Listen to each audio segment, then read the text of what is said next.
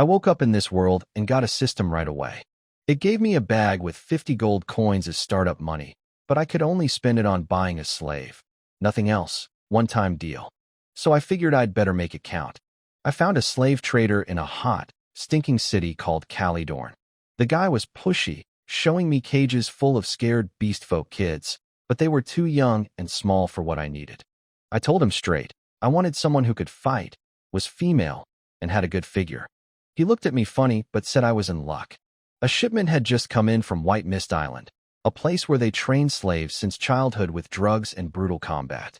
Most don't survive. The ones who do are killing machines. He took me to a rundown building in the back of the market.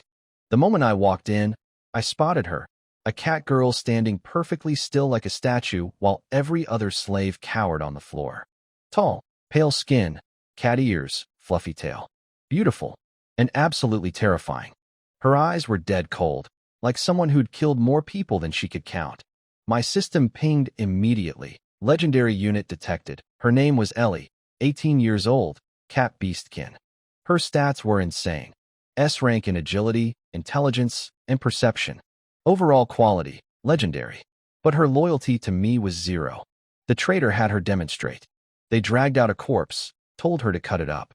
She raised her hand without hesitation, sent out wind blades, and shredded it to pieces. Blood everywhere. The other slaves didn't even flinch. They'd seen it before. 50 gold coins. A farmer's entire lifetime of savings. I tossed the bag over without thinking twice. They unlocked her chains. I branded her with the slave mark, a magical bond that would kill her if she killed me. And the system unlocked a Beast Girl Encyclopedia with stat bonuses tied to our relationship level. Then, right after the purchase, the system hit me with a warning. Her loyalty was dangerously low, and she might turn hostile. Great. Could have mentioned that before I spent all my money. I decided not to return Ellie. Yeah, her loyalty was basically 0, and she could kill me without breaking a sweat, but she was a legendary unit. I had to at least try to tame her. I went to the Red Fox Tavern to grab breakfast and find some work. I only had 10 copper coins left. That was everything. I bought 2 bowls of sticky rye porridge and sat down with Ellie in a corner. While she sat across from me staring blankly at the table, I opened up the system encyclopedia to figure out how to raise her loyalty before she decided to stab me in my sleep. The system had some advice. Cat beastkin love meat, so feeding her meat would be a good start. Also, it told me not to force anything because she could kill me with a flick of her finger. Helpful. Problem was, I was flat broke. No meat money. Ellie noticed me looking at her and raised her head. I had to admit, she was stunning. Golden hair, green eyes, flawless skin, perfect figure. The only flaw was those completely empty, lifeless eyes. She glanced down at the porridge. I told her to eat. She grabbed the bowl and devoured it like she hadn't eaten in days, licking it completely clean. I figured it was a good moment to try talking. I told her my name and asked for hers. She said she didn't have one. No parents either. She was an orphan. So I offered to give her a name, Ellie. When I said it, something flickered in those dead eyes of hers. Just for a second. She nodded quietly and didn't say anything else, but the system chimed in. Loyalty jumped to 5%, and her hostility toward me had temporarily disappeared. I exhaled. At least I wouldn't get murdered tonight. Then little Mira came bouncing over, a fox-eared kid, maybe 5 or 6, the tavern owner's daughter. She was always running around causing trouble. She liked me for some reason, always giggling whenever she saw me. I tried to touch her ears, and she punched my leg, then hugged my arm and rubbed her cheek against it. Cute kid. But then she noticed Ellie staring at her with that cold predator gaze, and the poor girl froze, hid behind me, then bolted straight into the kitchen. Her mother Evelyn came out right after, the tavern owner. Long reddish-brown curly hair, lazy seductive eyes, smelled like lavender. She was the most attractive woman in Calydorn, and every mercenary in here knew it, but nobody dared make a move. Rumor was she chopped off a caravan guard's hand a few years back when he tried to get handsy after a few drinks. After that, even the worst thugs behaved themselves inside her tavern. But Evelyn had been kind to me. When I first arrived in this world with nothing, she gave me a bowl of porridge and kept me off the streets. I walked up and asked if she had any jobs. She said no at first, but when she saw Ellie and immediately recognized her as a White Mist Island slave, She raised an eyebrow. She also called me out. I told her before that I was penniless, and now here I was with an expensive combat slave. I dodged the question. Then she got down to business. A merchant guild had posted a request. About 20 goblins had appeared north of the city and robbed a trade caravan yesterday. Someone needed to wipe them out. 10 copper coins per goblin. That was enough for me and Ellie to eat properly. Goblins weren't even that tough. A regular farmer with a pitchfork could handle 2. I looked over at Ellie. This would be the perfect chance to test what she could really do. I took Ellie north out of the city to hunt those goblins. The afternoon sun was brutal, and I kept my eyes on the bushes along the road. Bandits like to hide out here and ambush lone travelers, and walking around with a beautiful girl like Ellie made us an easy target. The information Evelyn gave me was vague.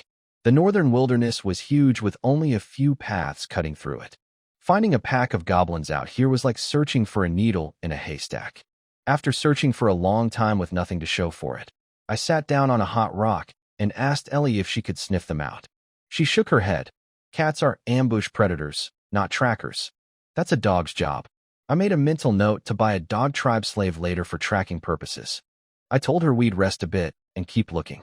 While she stood there like a statue, I messed around with the system Encyclopedia.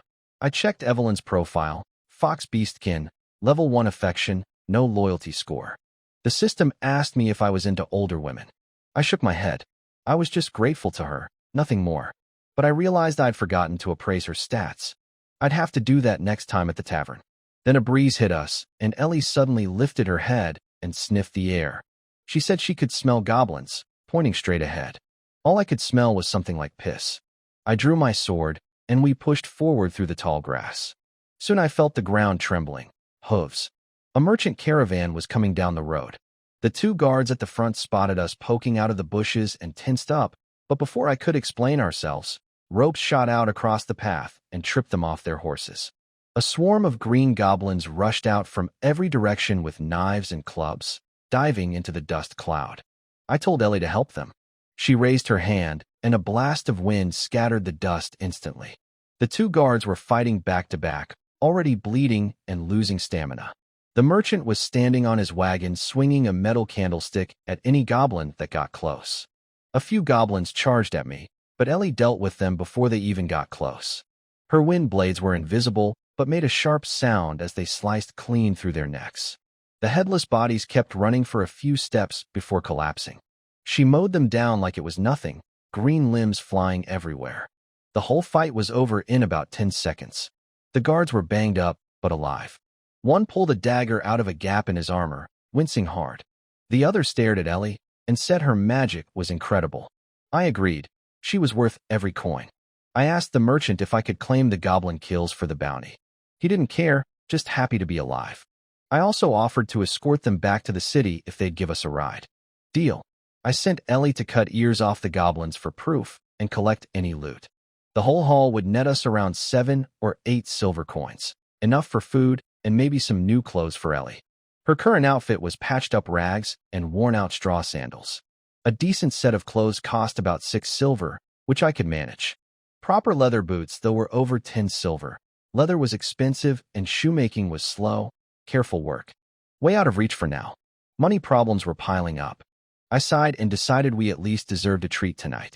I told Ellie she'd done an amazing job, way beyond my expectations, and asked if she wanted to stuff her face with a big sausage for dinner. We got back to the city while it was still early. I sold all the goblin loot, dirty rags to the tailor near the gate, rusty knives and clubs to the blacksmith in the square. Total came to 370 copper coins, roughly 8 silver. Before I had Ellie, earning that much would have taken me at least a week. We'd killed over 30 goblins, so I still needed to collect the bounty from Evelyn later. But first, food. I took Ellie to the Red Fox Tavern and ordered her a proper meal. A bowl of stew and a smoked sausage, plus black bread and stew for myself. The stew alone cost a full silver coin. Meat was a luxury in this world. Most common folk only ate it on holidays. When I asked Ellie what she wanted to eat, she just froze and stared blankly. She didn't know. Evelyn explained it from behind the counter. White Mist Island slaves were trained into tools. They didn't make choices. So I ordered for her 2 silver coins for a bowl of stew and a sausage. since the system said cat beastkin loved meat. I also told her she didn't need to wait for my command for every little thing anymore. Just copy what I do. She said okay, but kept standing there until I pointed at the chair across from me. Then it clicked. At least she could take a hint. The food arrived. The black bread was awful, dry, hard, sour, basically like chewing a brick. Only bearable when soaked in the stew broth. I really missed rice from my old world. Ellie didn't touch her food until she remembered what I'd said about copying me. Then she absolutely demolished everything. Stew, sausage, bread, gone in under 5 minutes. She even licked the bowl clean. I asked why she ate so fast.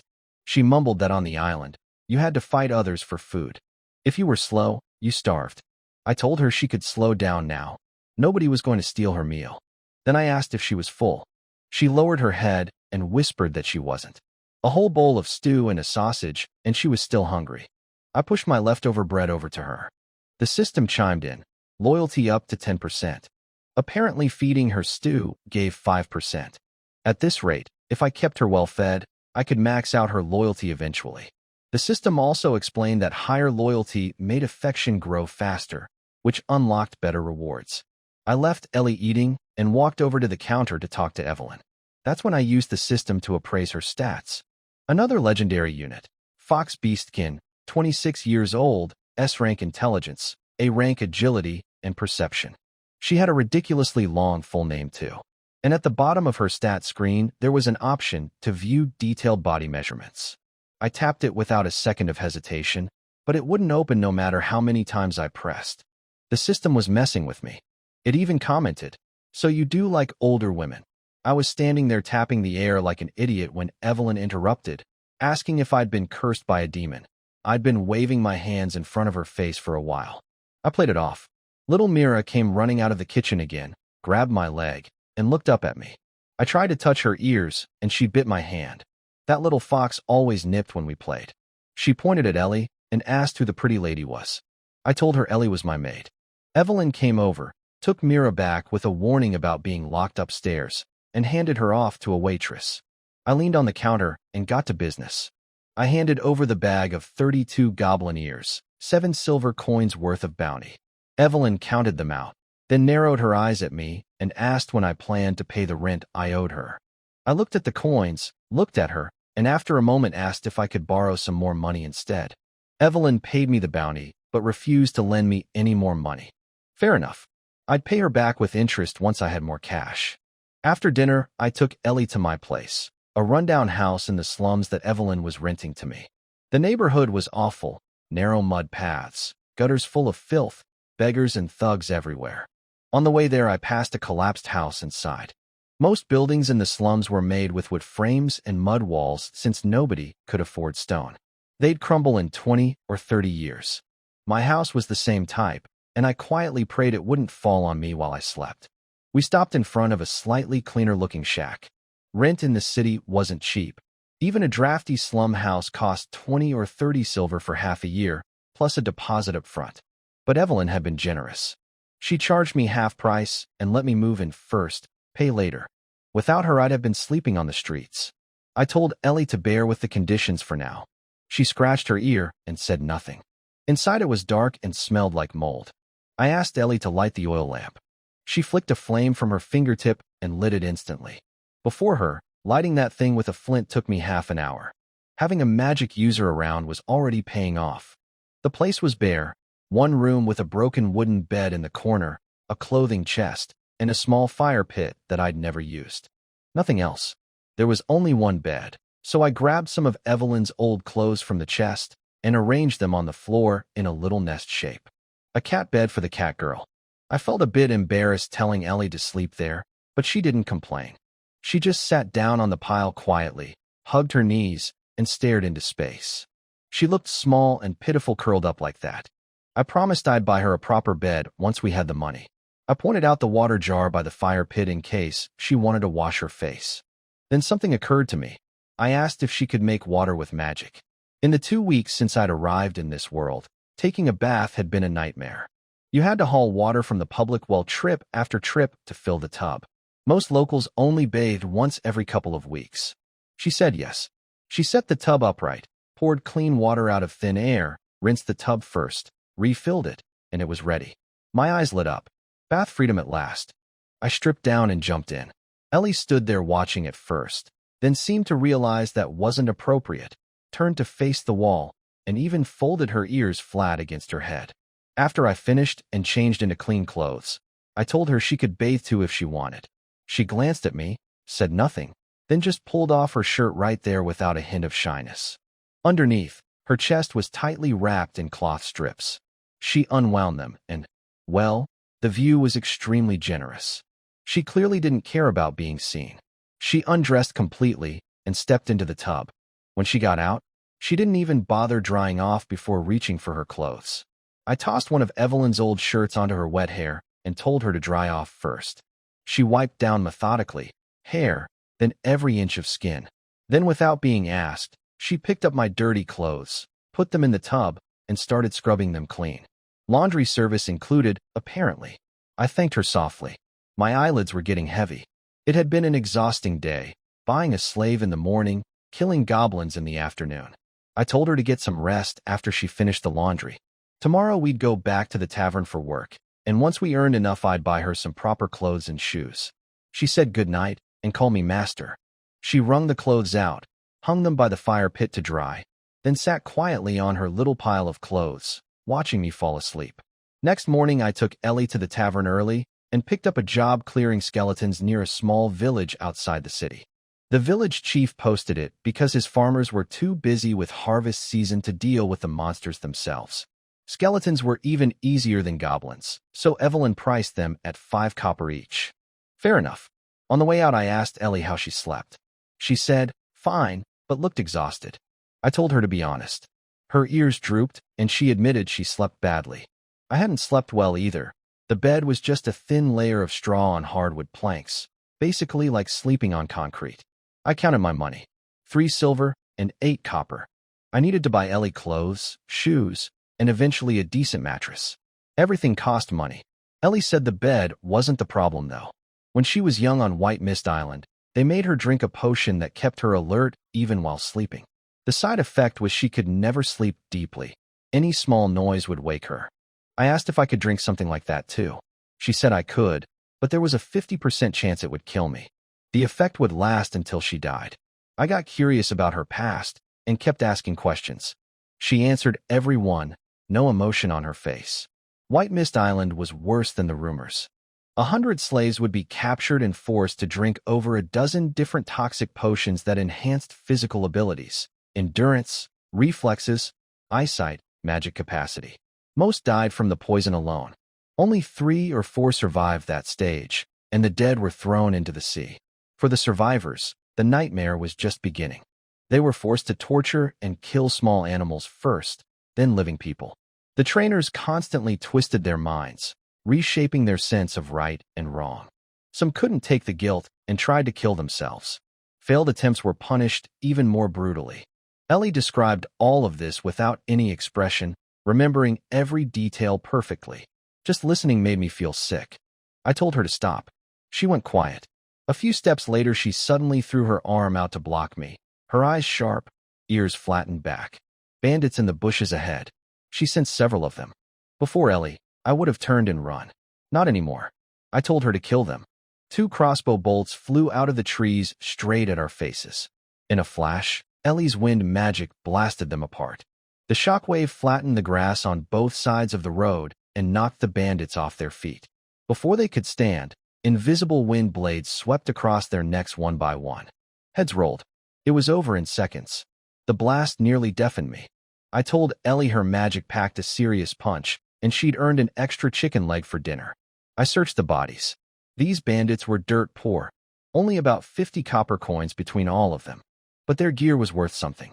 2 old crossbows, some rusty daggers and axes, and since Ellie had cut their heads off cleanly, their clothes were intact and could be sold too. I estimated the total loot at around 30 silver, 3 times what I earned killing goblins yesterday. Turns out robbing robbers was way more profitable than clearing monsters. I told Ellie to hide the loot so we could grab it on the way back. She crouched down, touched the ground, and a pit opened up. She pushed the bag in and sealed it with earth. No trace left behind. I nodded, already doing math in my head. Buy Ellie proper clothes and shoes first, and with whatever was left over. Maybe I should buy another slave. I had Ellie try out a sword on the skeletons just to test her close combat skills. She was flawless, every strike precise, perfect speed and power, never needing a second swing on the same target. None of the mercenaries at the tavern could match her swordsmanship. I made a mental note to feed her extra tonight. After the fight, I dug magic crystals out of the skeleton remains, small black stones inside their chests. Evelyn said those were what I needed to collect for the bounty. When I pried one out with a dagger, the bones crumbled to dust with an eerie groan. Ellie was faster, scooping up 7 or 8 crystals in no time. On the way back, we dug up the bandit loot from the morning. The 2 crossbows and weapons only sold for 15 silver, way less than I expected. The bloodstained clothes were even harder to sell, but I finally got 8 silver for them after some haggling. Combined with Evelyn's bounty payment, the day's total was 25 silver, bringing me to 37 overall. I took Ellie to the market to pick out a dress. She stood in front of the stall for ages, unable to decide. Evelyn was right. She'd had the ability to choose taken from her since childhood. The tailor got impatient and made a rude comment about her being a dirty slave, which annoyed me since the guy himself clearly hadn't bathed in weeks. I stepped in and helped her pick a light blue fitted dress. It was the least ugly option. With her figure, she'd look great in anything. She looked at it carefully and said she liked it. 7 silver coins. Then I headed for the slave market. The moment Ellie saw the cages, she grabbed my sleeve and wouldn't let go. She stared at me and quietly begged me not to send her back. I realized she thought I was returning her, like the slave trader had offered. I told her I was just buying another slave, not getting rid of her. She held on for a while before finally letting go. The slave trader from yesterday spotted us and came over.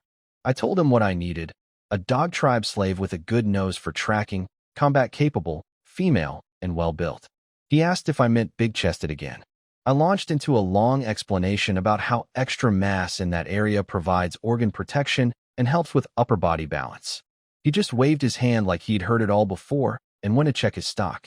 While we waited, I noticed Ellie looking down at her own chest, lost in thought. I asked what she was staring at. She mumbled, "Nothing." The trader came back and said he didn't have any dog tribe slaves that fit, but he had a wolf tribe one that might work. Wolves and dogs aren't that different when it comes to sense of smell. Wolves might even be better overall. I told him to show me. She was a dirty little wolf girl crouched in the corner of the cage, gray-black short hair, cute triangular wolf ears, and golden eyes like crystals. Short too, maybe 5 feet tall. I was almost 2 heads taller than her. Then I noticed it. Unbelievable. The size of those things. Her ragged clothes could barely contain them. If Ellie's were melons, this girl's were watermelons. I used the system to appraise her. Name: Maeve. 18 years old, wolf beastkin. Her stats were honestly pretty bad compared to Ellie. D in strength and intelligence, C in endurance and perception, B in agility. But her luck was S rank, and her overall quality was rare. The system teased me with a view detailed body measurements button again. I refused to fall for that trick twice. The intelligence D worried me. Looking at her face, mouth slightly open, almost drooling, glancing around aimlessly, I wasn't sure this girl was all there. But I only needed her nose for tracking, and that S-rank luck might come in handy. Good enough for now. The trader wanted 80 silver. I offered 10. He nearly choked. I bumped it to 20. He complained that I'd thrown 50 gold coins around yesterday without blinking, but now I was haggling over pocket change. I told him straight, she wasn't worth 80. She was clearly not the sharpest tool. I leaned in and promised him future business, especially if more White Mist Island slaves came in. Big ones. He stared at me, grabbed my pile of mixed coins without even counting, and told me to follow him. I checked with the system first. Would this one try to kill me? The system said no, she was safe. Good enough. They dragged Maeve out of the cage, and she thrashed around yelling that she could walk on her own. I told them to let her go. After branding her with the slave mark, I headed toward the tavern with both girls. On the way, Ellie tapped my shoulder and pointed beside her. Maeve was gone. She'd bolted into a dark alley the moment we weren't watching. Great. The system was right. She wouldn't stab me. She'd just run away instead. I closed my eyes and activated the brand. Seconds later, Maeve came stumbling out of the alley stiff as a board, tail hanging limp behind her. The moment I released the control, she collapsed on the ground gasping. I asked if she was stupid. She'd just been branded and already forgot it worked. She started blubbering that she wasn't really trying to escape. She just wanted to test if the mark actually did anything. I asked how the test went. She sobbed that yes, it definitely worked, and she surrendered. Her crying was so sudden and dramatic, ears twitching with every sob, looking like the most wronged creature alive.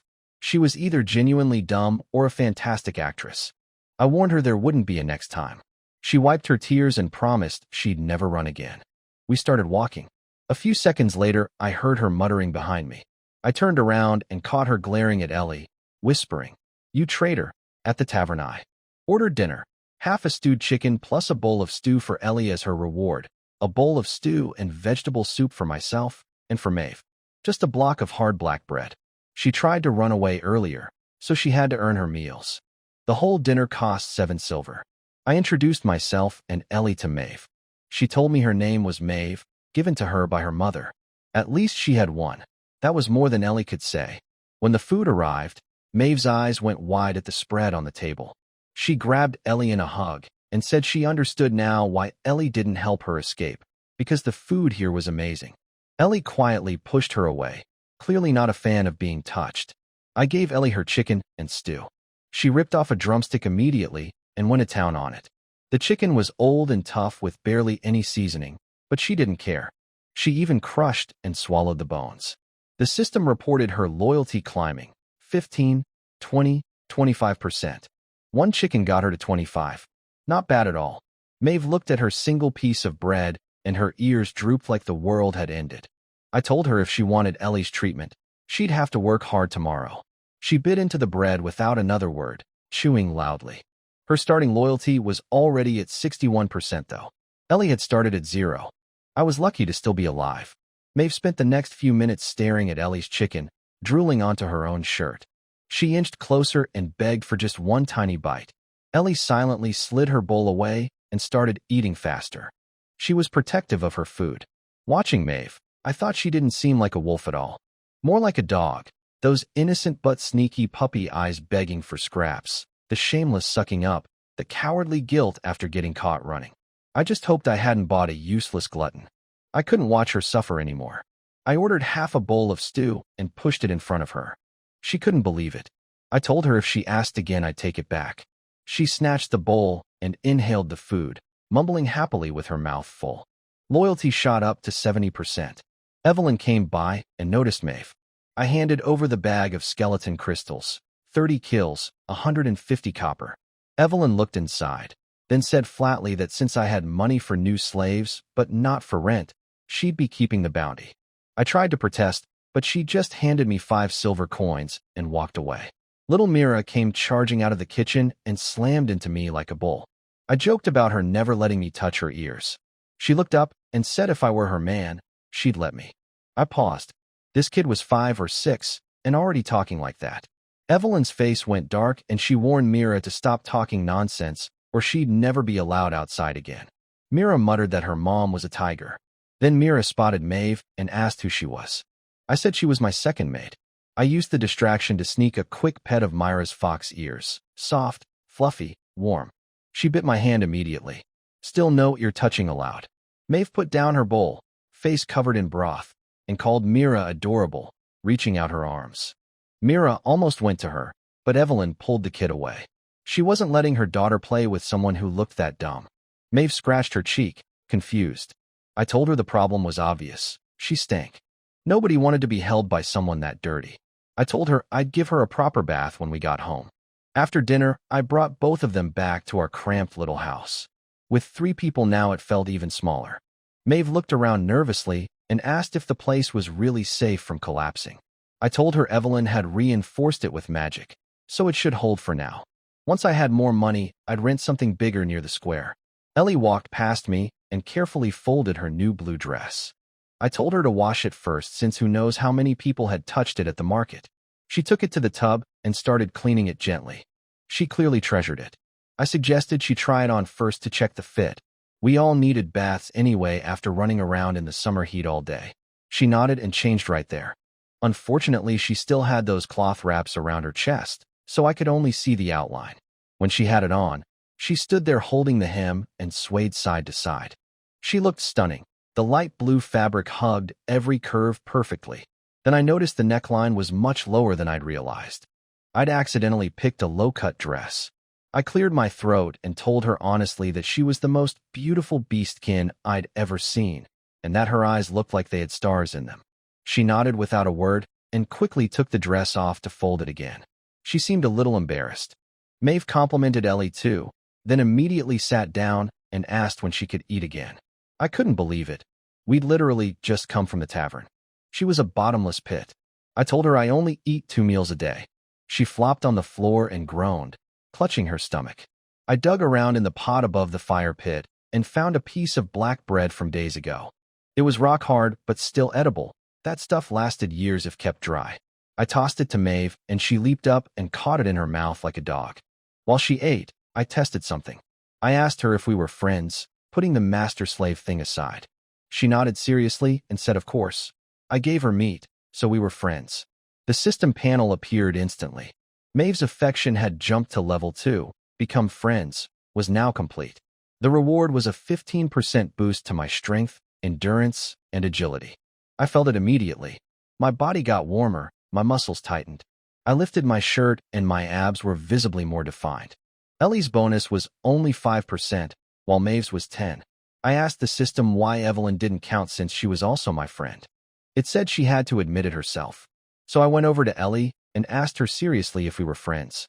She answered flatly, I'm a slave. I told her to just say we were friends. She repeated the words obediently, but the system bonus didn't change. The system explained she had to truly believe it in her heart. Forced words didn't count. I stood facing the wall for a minute to calm down. Then it was bath time. Maeve looked at the tub and got shy, asking where exactly she was supposed to bathe. I said right here in the room. She squinted nervously, clearly worried I'd peek. She suddenly pretended to be sleepy and said she'd just go to bed. I told her not to worry. She wasn't even half as pretty as Ellie, and I had zero interest. She opened her eyes, pouted, and muttered that was a good thing. I bathed first with Ellie pouring water. Then Ellie took her turn. Same as yesterday. She stripped without caring that I was right there, wraps and all. Her cat ears twitched softly on top of her head while she washed. And watching her, a bold idea started forming in my mind. After Ellie and I finished bathing, Maeve finally made her move. She pulled the clothesline loose to make a curtain and dragged the tub behind it. I was impressed. That was actually clever for someone I assumed was an idiot. She poked her head out and tried to get Ellie's attention with hissing noises, wanting her to fill the tub with magic water. Ellie ignored her completely. Maeve begged. Ellie sat like a statue. Maeve looked at me for help, but I shrugged. I wasn't going to force Ellie to do anything she didn't want to. Eventually, Maeve tried to hug Ellie to win her over, but Ellie dodged. Turns out Ellie was just disgusted by how dirty Maeve was, so she got up and filled the tub anyway. Before getting in, Maeve peeked out and nervously asked me not to watch her bathe. She'd clearly already decided I was a pervert. So I leaned into it and made a creepy joke about needing to strengthen our bond by having a baby. She came out of the curtain looking tragic and said she'd skipped the bath entirely. I waved her off and told her to just go wash. She stank so bad, even Ellie couldn't stand it. She cheered up and hopped into the tub, splashing water everywhere.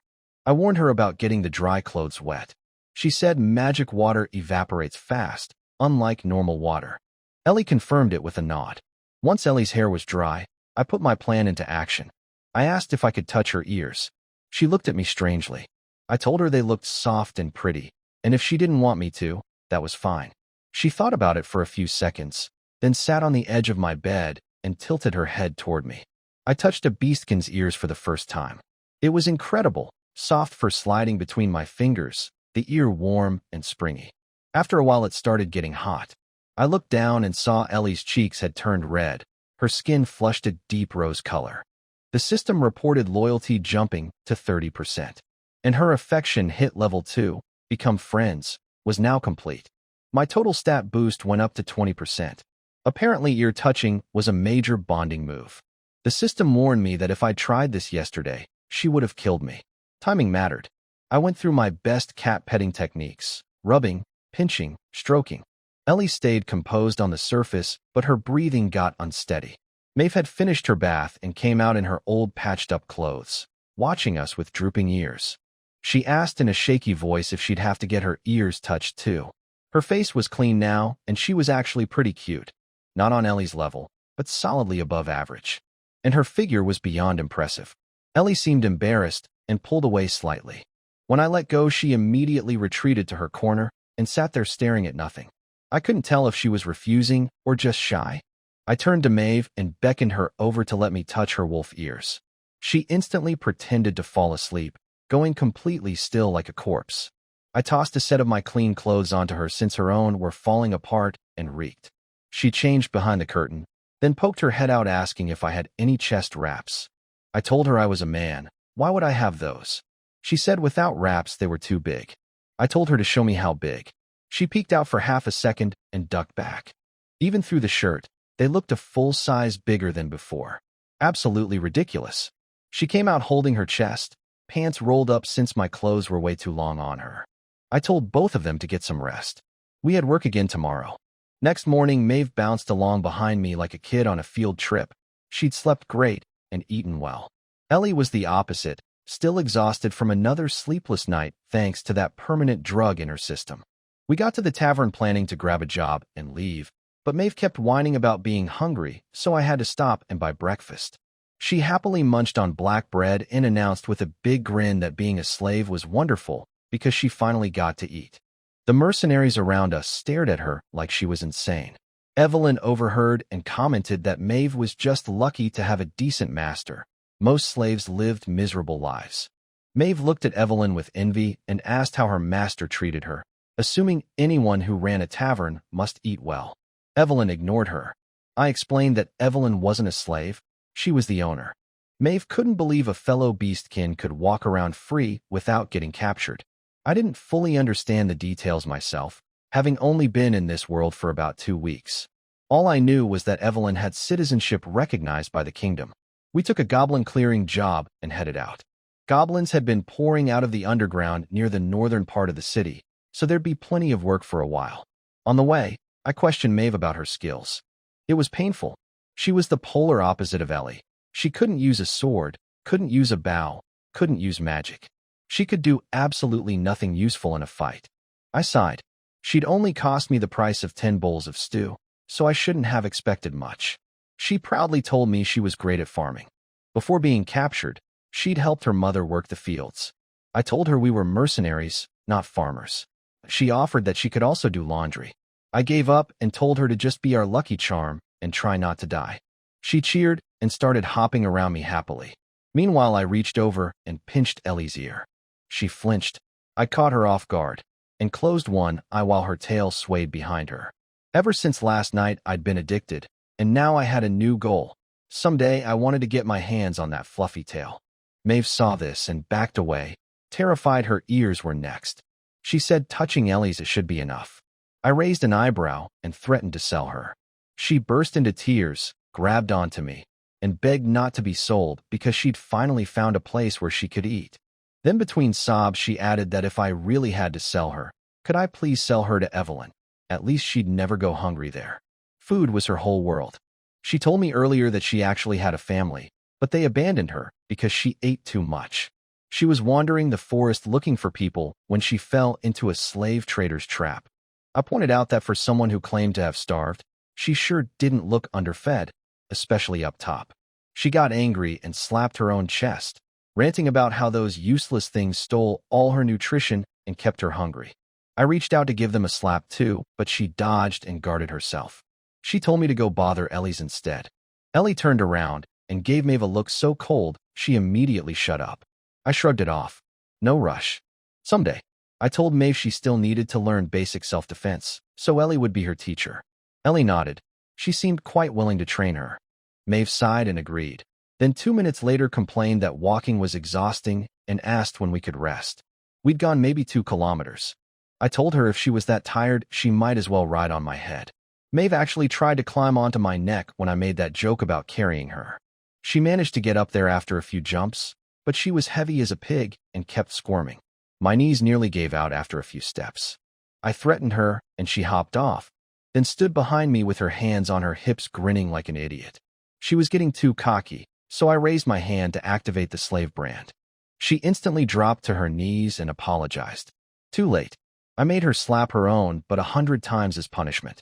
Afterward, she rubbed her red backside and pouted that she'd never play with me again. I pulled out a piece of goblin cloth Evelyn had given me and shoved it under Maeve's nose so she could track the scent. She gagged and tried to run. One look from me, and she reluctantly sniffed it, closed her eyes, then led us into the thick bushes. While following her, I couldn't help myself. I started petting Ellie's head. Her golden hair was thick and soft. Loyalty crept up to 31%. She seemed to enjoy the head pats, even though she never said anything. Then I saw her fluffy cat tail swaying behind her and couldn't resist. I leaned in and whispered that I wanted to touch her tail. She turned to look at me with that blank expression, but then actually lifted her tail toward me. I grabbed it immediately and started stroking it back and forth. The fur slid through my fingers beautifully. After exactly 2.5 seconds, she yanked it away and walked faster. Her neck had turned red. I chased after her to keep going. Maeve came back from scouting just then, saw me playing with Ellie's tail, and swallowed whatever she was about to say. Her own wolf tail tucked between her legs. She asked nervously if she'd have to get her tail touched too. I beckoned her over. She panicked and blurted out that she'd accidentally peed on her tail this morning. I said I didn't mind. She nearly cried and begged me to stop. I let her off the hook and asked what she'd found.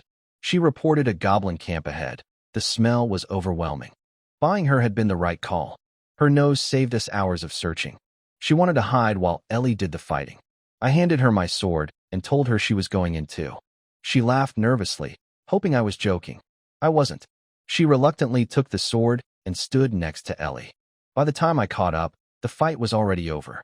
Ellie had killed all 8 goblins, every one of them headless. Maeve wiped sweat off her forehead and declared it had been an intense battle. I glanced at the sword she'd been holding. It was spotless. She hadn't done a thing. I told them to search the camp. Maeve ran to 2 wooden crates near the edge and started digging through them. She yelled for me to come look. Inside were piles of linen fabric, probably stolen from a merchant caravan.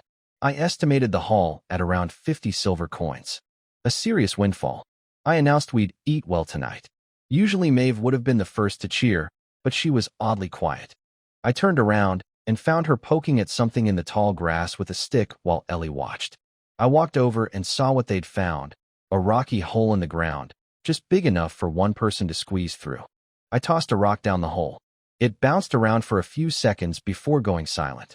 Ellie shot a fireball inside, so I could see.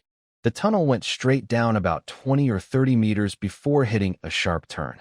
Goblins came from the underground world, so this was probably how they'd been getting to the surface. Maeve got excited and wanted to explore. I ignored her and asked Ellie if she'd ever been underground. She said a few times. I'd heard stories at the tavern about the underground world, a completely different place full of dangerous monsters and hidden treasure. Maeve's eyes lit up at the word treasure. But Ellie said flatly that the deeper you go, the more dangerous it gets. No way I was going down there without knowing what we'd face. I told Ellie to seal the hole. She crouched down, touched the ground, and filled it with rock. I stomped on it a few times, solid. Good enough. We packed up the loot and headed back to the city. Ellie scouted ahead while Maeve and I carried the heavy crates, sweating through our clothes. I sold the goblin weapons and clothing first, then took the linen fabric to a tailor with a proper shop. Total income, 50 silver coins. I looked at Ellie still wearing her old rags and bought both her and Maeve light brown work dresses, 15 silver for both. Maeve hugged her new dress with the biggest smile I'd ever seen and declared eternal loyalty on the spot. The system confirmed her loyalty had jumped to 80%. Yesterday, it was 60. At this rate, she'd max out by tomorrow. I asked if a simple dress was really all it took to buy her loyalty. She said, of course, it was her first new piece of clothing ever. Back home, she'd always worn her sister's hand-me-downs. Her family couldn't afford new clothes. She told me I looked like I came from a wealthy family since my clothes had no patches and were clean. I told her that wasn't true, but honestly, life in my old world was incomparably better than here. I teased her about running off if someone offered a prettier dress. She shook her head firmly and swore she was loyal. Where else could she eat full meals and get new clothes? She was sticking with me. Then I noticed Ellie's straw sandals were falling apart. I took her to the shoemaker and spent 20 silver on a decent pair of short boots. Even the shoemaker questioned whether a slave deserved such nice shoes. I said of course she did. Ellie sat on a stool holding the boots in her arms, looking lost. I asked if something was wrong. Wrong size, uncomfortable? She shook her head and said they fit fine. I asked why she wasn't putting them on. After a brief hesitation, she slipped them on, stood up, and walked around. They fit well. Maeve watched with obvious envy, then nudged me and whispered that her sandals were almost broken too. I couldn't afford another 20 silver, so I got her a cheap pair of straw sandals for now. She'd get proper shoes once we earned more. Maeve looked down at her new sandals and grinned like she'd won the lottery. She spun around me in circles, thanking me. I asked if I could touch her ears as a thank you. She froze completely. After a long pause, she mumbled quietly that if I really wanted to. It wasn't impossible. We headed to the tavern around noon for lunch. On the way, Ellie kept looking down at her new boots while walking, afraid of scuffing them on rocks. I told her shoes were meant to be worn. If they broke, I'd buy new ones. She nodded obediently, and I gave her ears a quick pat as a reward. Then I reached for Maeve's ears, but she dodged before I even got close. She said she'd agreed to let me touch them at night, but doing it outside felt weird. Fine. I'd be patient. When we arrived, the tavern was shut. That was unusual. Evelyn only closed at curfew. I knocked and called out, but nobody answered. Inside looked like a mess through the window. A young mercenary sitting nearby told me what happened. Mira had run off around noon, and Evelyn panicked, kicked everyone out, and went searching. That explained the chaos inside. Mira was always running around, and Evelyn must have lost her mind with worry. Maeve rubbed her belly and asked where we'd eat instead. I called her a pig, ran to a food stall, and bought 2 chicken legs, one for each of them. Ellie chewed hers a few times and swallowed it bones and all. Maeve inhaled hers in a single bite and immediately asked for more. I told her she'd get more food after we found the kid. Evelyn had helped me when I first arrived in this world with nothing. For that one bowl of porridge alone, I owed her. I had to help find Mira. I told Maeve to use her nose. She needed something with the girl's scent first, so she decided to climb through the tavern window to find a toy or something. Ellie offered to go instead, saying she was better at squeezing through tight spaces. Maeve refused, insisting she was the right one for the job. She struggled up to the window, managed to shove her chest through, and then her, but got completely stuck. Her legs kicked in the air while she yelled for me to push. I couldn't help myself. I gave her backside a slap first. She screamed about my cruelty. Then I pushed her the rest of the way in. After a while, a hand appeared through the window holding a loaf of black bread. I yelled at her. I'd sent her in to find a scent, not to steal food. And if she was going to steal, at least take something valuable.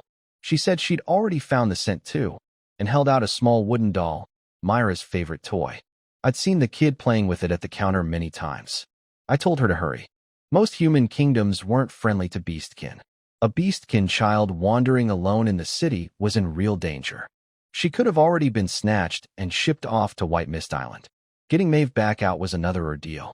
Her butt got stuck again. I grabbed her arms and pulled until she popped free, catching her in my arms. She was absurdly heavy, like holding a 200-pound pig. I told her to lose some weight. She jumped down, snatched the bread from Ellie, broke off a piece, and offered it to me. I declined. She asked what I did like so she could go back in and steal it. I pinched her cheeks and shoved Myra's toy under her nose, telling her to start tracking before I used the brand on her. She sighed and started sniffing. Maeve led us through half the city following Myra's scent. We ended up all the way at the north gate, which made no sense. The tavern was in the south. A kid couldn't wander that far on her own. Maeve said the city smells were making tracking harder, but she was getting close. She could tell Mira had been with several men, and that the girl was scared. I asked how she could possibly smell fear. She explained that people give off different scents depending on their emotions. Fear smells different from calm, and bad intentions have their own stink too. She added that she could always smell when I was about to mess with her, which was why she dodged so fast. Good to know. Next time I'd skip the build-up and just go for it. While Maeve scouted ahead, I walked beside Ellie and tried to get her talking. She was so quiet it was like having a mute companion. I pinched her cheek and asked her to say more. She said she didn't know what to talk about. I asked her to smile. She forced out something stiff and crooked. Still pretty, somehow. I got her talking about her magic instead. She called it killing magic. Wind blades that needed no chanting, flew extremely fast, and were perfect for mid to close range against unarmored targets. I asked if she could cut through plate armor. Usually no, but she could increase her magic output when necessary, though it drained more energy. Maeve came running back and said she'd found Mira. She led us into a rundown alley where the buildings looked ancient and half-collapsed. She sniffed around a few doors, then pointed at a crumbling old house with a rotting door and vines covering the walls. She was certain the kid was inside. Ellie listened with her ears perked up and confirmed 4 or 5 people and a child crying. I figured someone had a grudge against Evelyn. In her line of work, conflicts with clients happened all the time. Kidnapping a kid wasn't beyond these people. I suggested I could distract them from the front while Ellie snuck in from behind. She shook her head and said that was completely unnecessary. She'd go straight through the front. I reminded her the child's safety came first. She said her speed would handle that. I trusted her judgment. I told her to go. She raised her hand. I grabbed Maeve and dove aside. The rotten door exploded inward from a blast of wind. Ellie launched herself into the air and disappeared into the dust cloud. She could fly? I didn't even have time to process that before screams erupted from inside. One man came flying out the door with all 4 limbs broken, writhing in the mud. Ellie walked out spotless. Done, she said. Less than 5 seconds. She'd gone in and come out before I could blink. I looked inside. Several large men were scattered across the floor with various injuries. The unluckiest one had his hand sliced off, fingers lying around him like carrot slices. I stepped over them and said something comforting about the pain being normal. Ellie pointed me to the back room. I pushed the door open and found Mira tied up in the corner, mouth stuffed with rags, body trembling. The moment she saw me, her eyes lit up and tears poured down her face. I pulled the cloth from her mouth and cut the ropes. She was sobbing uncontrollably. There was a red handprint on her little cheek. Someone had slapped her hard. She was terrified. I carried Mira in one arm and dragged one of the men with the other, heading back toward the tavern. We drew quite a crowd. Some soldiers stopped us, but let us pass after I explained the situation. Maeve was having the time of her life leading the other guys on a rope like animals. I'd pieced together what happened. Evelyn had been busy in the kitchen, and Mira seized the chance to sneak outside. 4 men grabbed her and stuffed her in a sack. I held Mira close and told her the bad guys were already dealt with thanks to Ellie, and that she should apologize to her mom when we got back. She was still shaking, barely whispering responses. I told her the world was full of dangerous people who loved snatching cute little girls like her, and that she might never have seen her mother again if we'd been any later. That made her cry again. I asked Ellie to wake up the unconscious one with water magic. She drenched him, but he didn't budge. I suggested a kick between the legs would do the trick. Maeve volunteered immediately. Ellie said it was her order to follow. Maeve proposed they each take 1 kick. I let them go ahead. The screaming that followed echoed through the entire street. Bystanders winced. Even I felt it was a bit much. Maeve stood there proudly and announced that men were funny. 1 kick to the crotch, and they screamed every time. Then she looked at mine. I told her she'd be dead if she tried anything. She said she just wanted to see what it looked like and asked to watch during bath time. I told her to get lost. I tried questioning the men about why they'd kidnapped Mira, but the one I'd been dragging passed out from the pain. The other 3 wouldn't talk. We got back to the tavern. Evelyn wasn't there yet, so I had Ellie break the lock, and we brought everyone inside. Mira clung to my leg and refused to let go. I sat down and put her on my lap, then asked the men again who sent them and why. Nobody spoke. I closed all the doors and windows and told Mira to cover her eyes and ears. Then I announced that Ellie and Maeve would be performing neutering surgery on anyone who stayed quiet. Maeve asked what that meant. I said kick them as hard as possible between the legs. The men panicked. One still cursed at me, calling me evil. I pointed out that kidnapping a child was worse and told the girls to start with him. Ellie delivered a kick so devastating I could hear something crack. The man dropped and started convulsing. Maeve was bouncing with excitement, calling dibs on the next one. The remaining 2 were shaking. Before I even finished asking again, one of them cracked and said a man named Eric had hired them. He pointed at the guy Ellie had broken all 4 limbs, the one still unconscious from the earlier surgery on the street. I checked his breathing. Still alive, barely. Maeve asked if she could kick someone now, mouth full of bread. Before I could answer, the tavern door burst open. Evelyn stood there, hair messy, dress dirty, shoes caked in mud. I'd never seen her look so frantic. The moment she spotted Mira, she exhaled deeply, then her eyes went cold as she scanned the room. Mira screamed, "Mama," and started crying again. Evelyn snapped at her to get upstairs and wait for her punishment. Two beastkin waitresses carried the trembling girl away. I pointed at the men and told Evelyn they were the ones who took Mira, and that I'd brought them here for her. She walked past me and whispered so quietly I almost missed it, "Thank you." The system chimed in. Evelyn's affection toward me had risen to level 2. I didn't stick around at the tavern that night. Evelyn looked murderous, so I bought some smoked meat from the shop across the street and took the girls home before any blood started flying. Next morning, we went back to the tavern like usual. Maeve was bouncing around begging for a whole smoked chicken for breakfast. I pretended not to hear.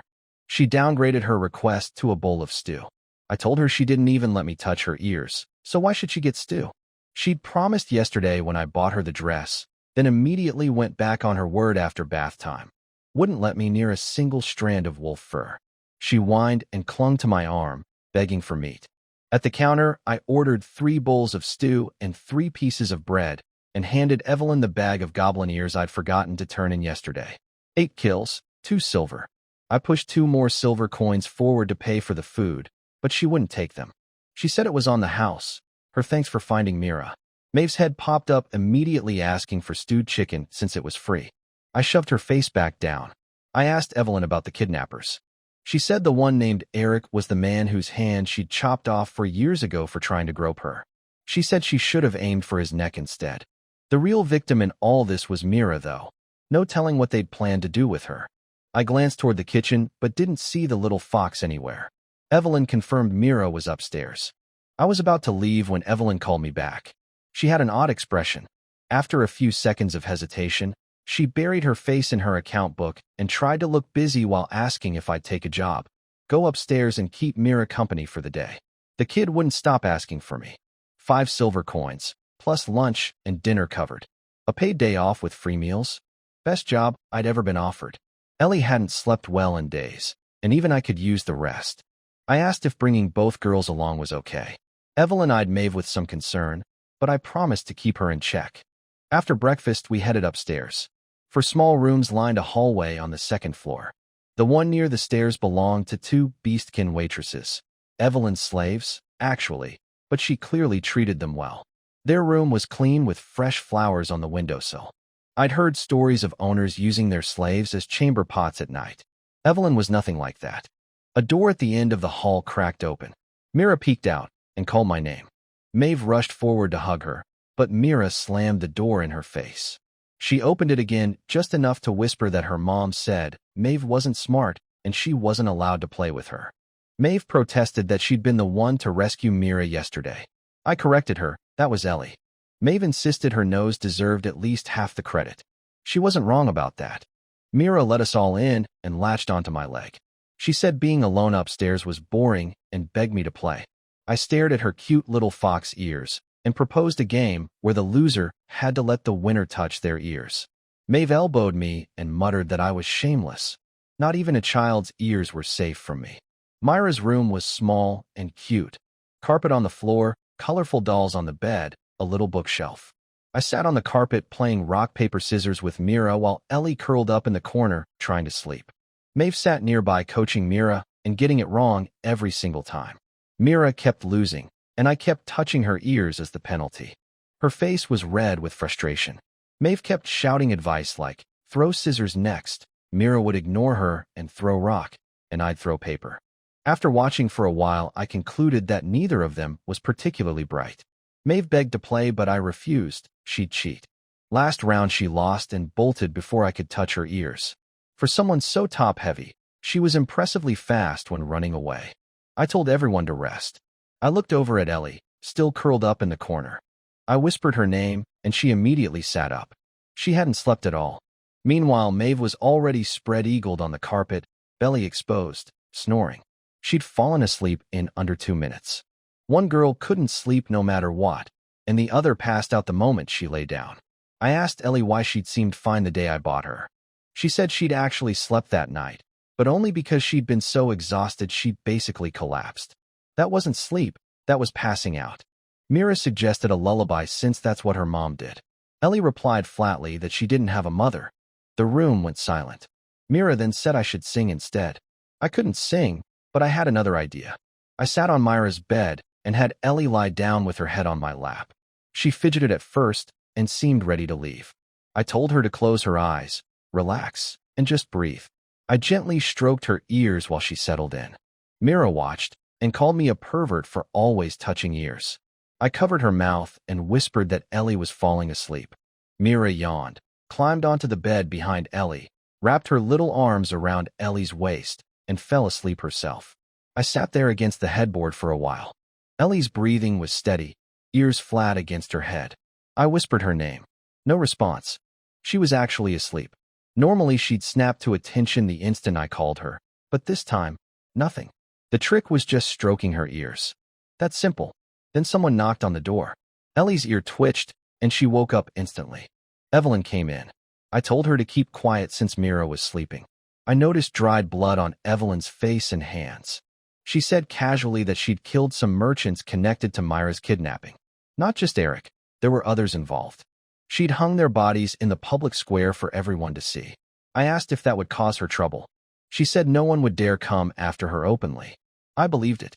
A beastkin woman running a tavern in the busiest part of the city had to be seriously powerful. She stepped over Maeve's sleeping body on the floor, checked on Mira, then turned to me with a proposition. She wanted me to stop being a mercenary and work at the tavern instead. My job would be helping around the place and watching Mira. The kid couldn't sit still, and Evelyn needed someone reliable keeping an eye on her. 10 silver coins a day. Food and housing included. She'd even find me a better place to live nearby. I went quiet for a moment, brain spinning. If I wasn't mistaken, this was basically being kept by a woman. I turned Evelyn down. 10 silver a day with free meals and housing sounded amazing, but I had ambitions. I wasn't going to settle into a comfortable routine when there was a whole world out there full of beast-eared girls to discover. Before she left, I stopped her and asked if she considered us friends. She went quiet, thought about it, then turned the question back on me. I said yes. I thought of her as a friend. She gave me this sly half-smile and said then we were friends. The system confirmed it.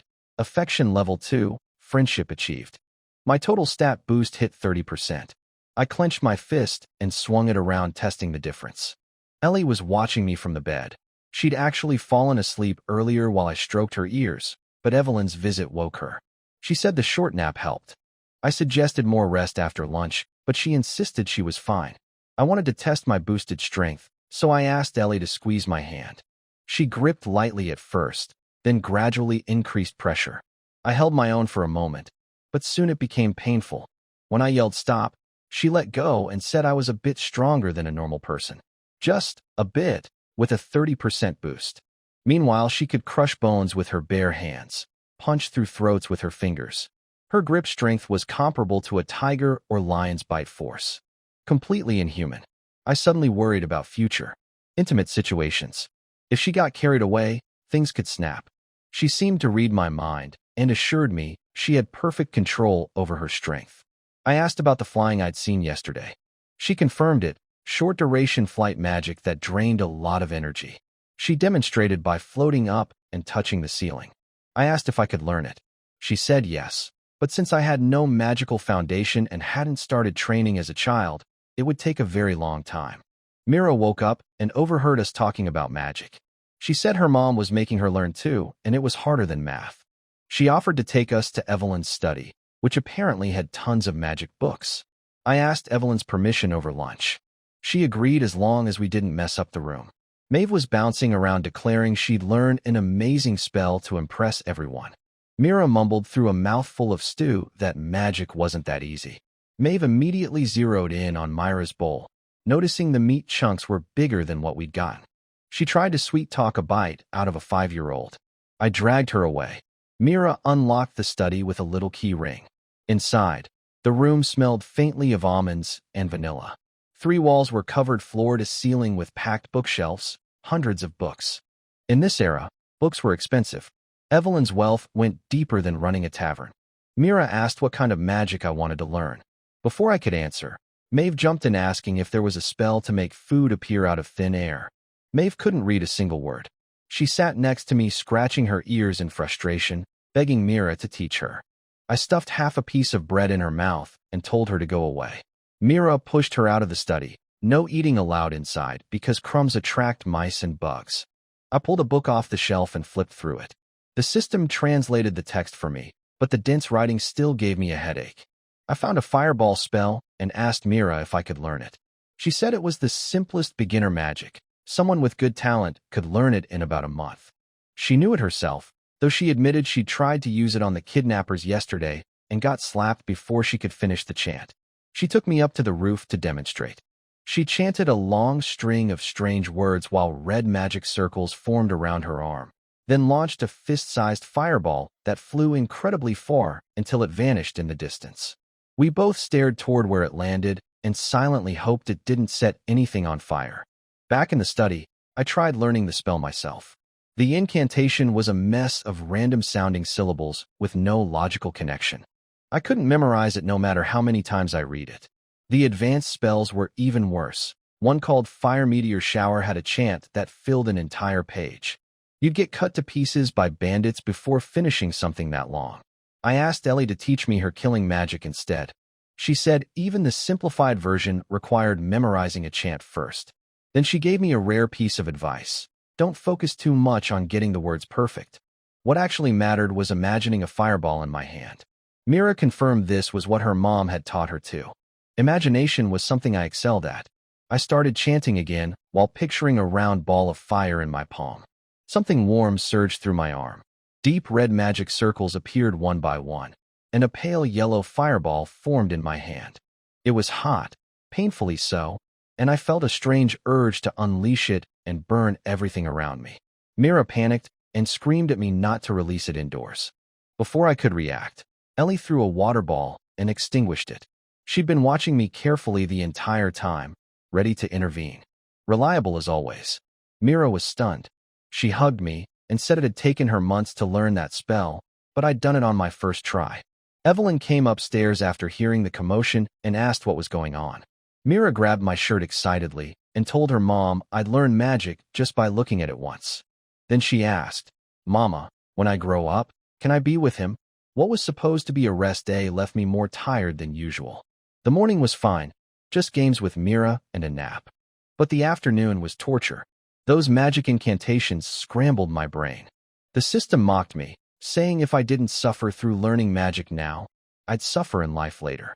Sounded exactly like something my parents used to say. I decided to put magic study on hold until I could afford my own spell books. I lay on the bed and noticed Ellie looking at me strangely. She'd been sneaking glances all afternoon, ever since Myra's comment about wanting to be with me when she grew up. I called her over to let me pet her ears. She sat beside me and leaned her head in. Then she said something unexpected that I reminded her of a friend from the island. Someone who also liked touching her head and tail. That friend had given her the name Ellie too. I'd just read it off the system screen without knowing, and it turned out to be the exact same name. Pure coincidence. Ellie's cheeks were flushed from the ear stroking. She said her friend had also panicked during her first magic lesson and accidentally set a house on fire, which was why Ellie had been ready with a water ball this afternoon. She'd seen it coming. I asked the friend's name. Ellie went quiet. Her ears went limp like the question drained all the energy out of her. After a long pause, she said the name was Amy, then got up and said she was going to sleep. I patted the bed and suggested she sleep next to me so she could tell me more about Amy. Maeve yelled, "Pervert," from behind the bath curtain. I told her to mind her own business. She claimed she was talking about someone else, as if there were anyone else in the room. I raised my hand to activate her brand, and she instantly dropped to her knees apologizing. I tried convincing Ellie to share the bed, just sleeping, nothing else. She refused and stayed on the floor. I let it go. She could literally snap me in half if she wanted. Maeve came out from her bath wearing the new brown dress. Her figure filled it out completely. The dress itself was plain, but she made it look good. I told her that honestly. She didn't believe me. Nobody had ever called her pretty before. I said she looked a bit dumb at first glance, but the more I looked, the prettier she got. She slapped my arm lightly and asked where she was dumb. I pushed my luck and asked to touch her ears since she was in a good mood. Her ears drooped immediately. She realized the compliments had an ulterior motive. I swore I meant every word. She paced around nervously, then finally sat down beside me and lowered her head. She told me to be gentle. Her face was already red before I even started. Then I had a better idea. I told her sitting side by side was uncomfortable and suggested she sit on my lap instead so I could reach her ears more easily. Next morning I headed out with both girls as usual. Ellie had another bad night and looked exhausted. Maeve was giving me the silent treatment because I'd accidentally touched her, but while petting her ears last night. She didn't speak to me the whole walk until we reached the tavern, when she immediately grabbed my arm and begged for stewed chicken. Typical. I had about 15 silver left. I ordered 3 bowls of stew and bread for breakfast, planning to save the bigger meal for dinner. Evelyn came over and offered me another paid day watching Mira. Maeve nearly exploded with excitement. But I couldn't keep living on handouts. I needed real money.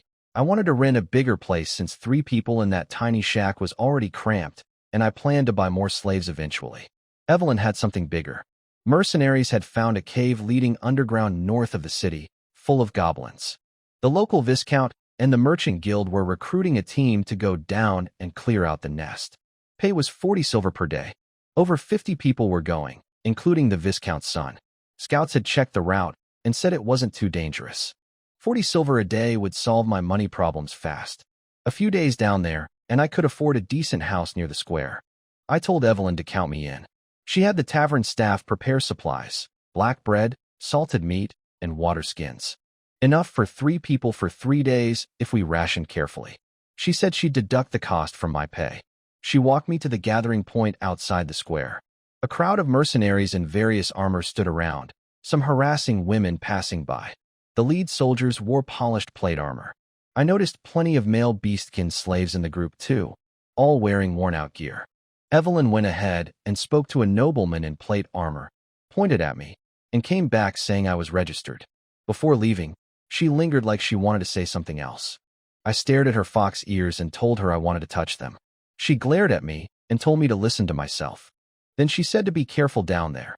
If I didn't come back, Mira would be upset. I asked if it would only be Mira who'd be upset.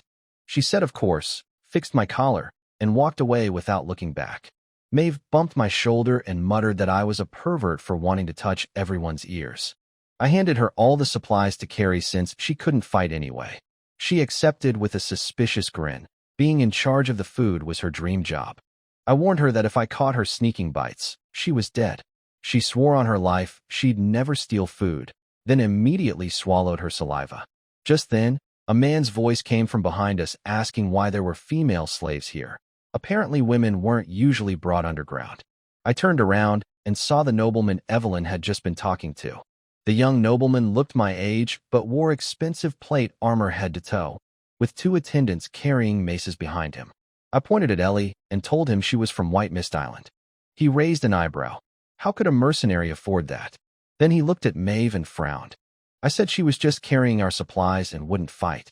He ordered me to send her back, saying women were a burden underground and any monster would scare them senseless.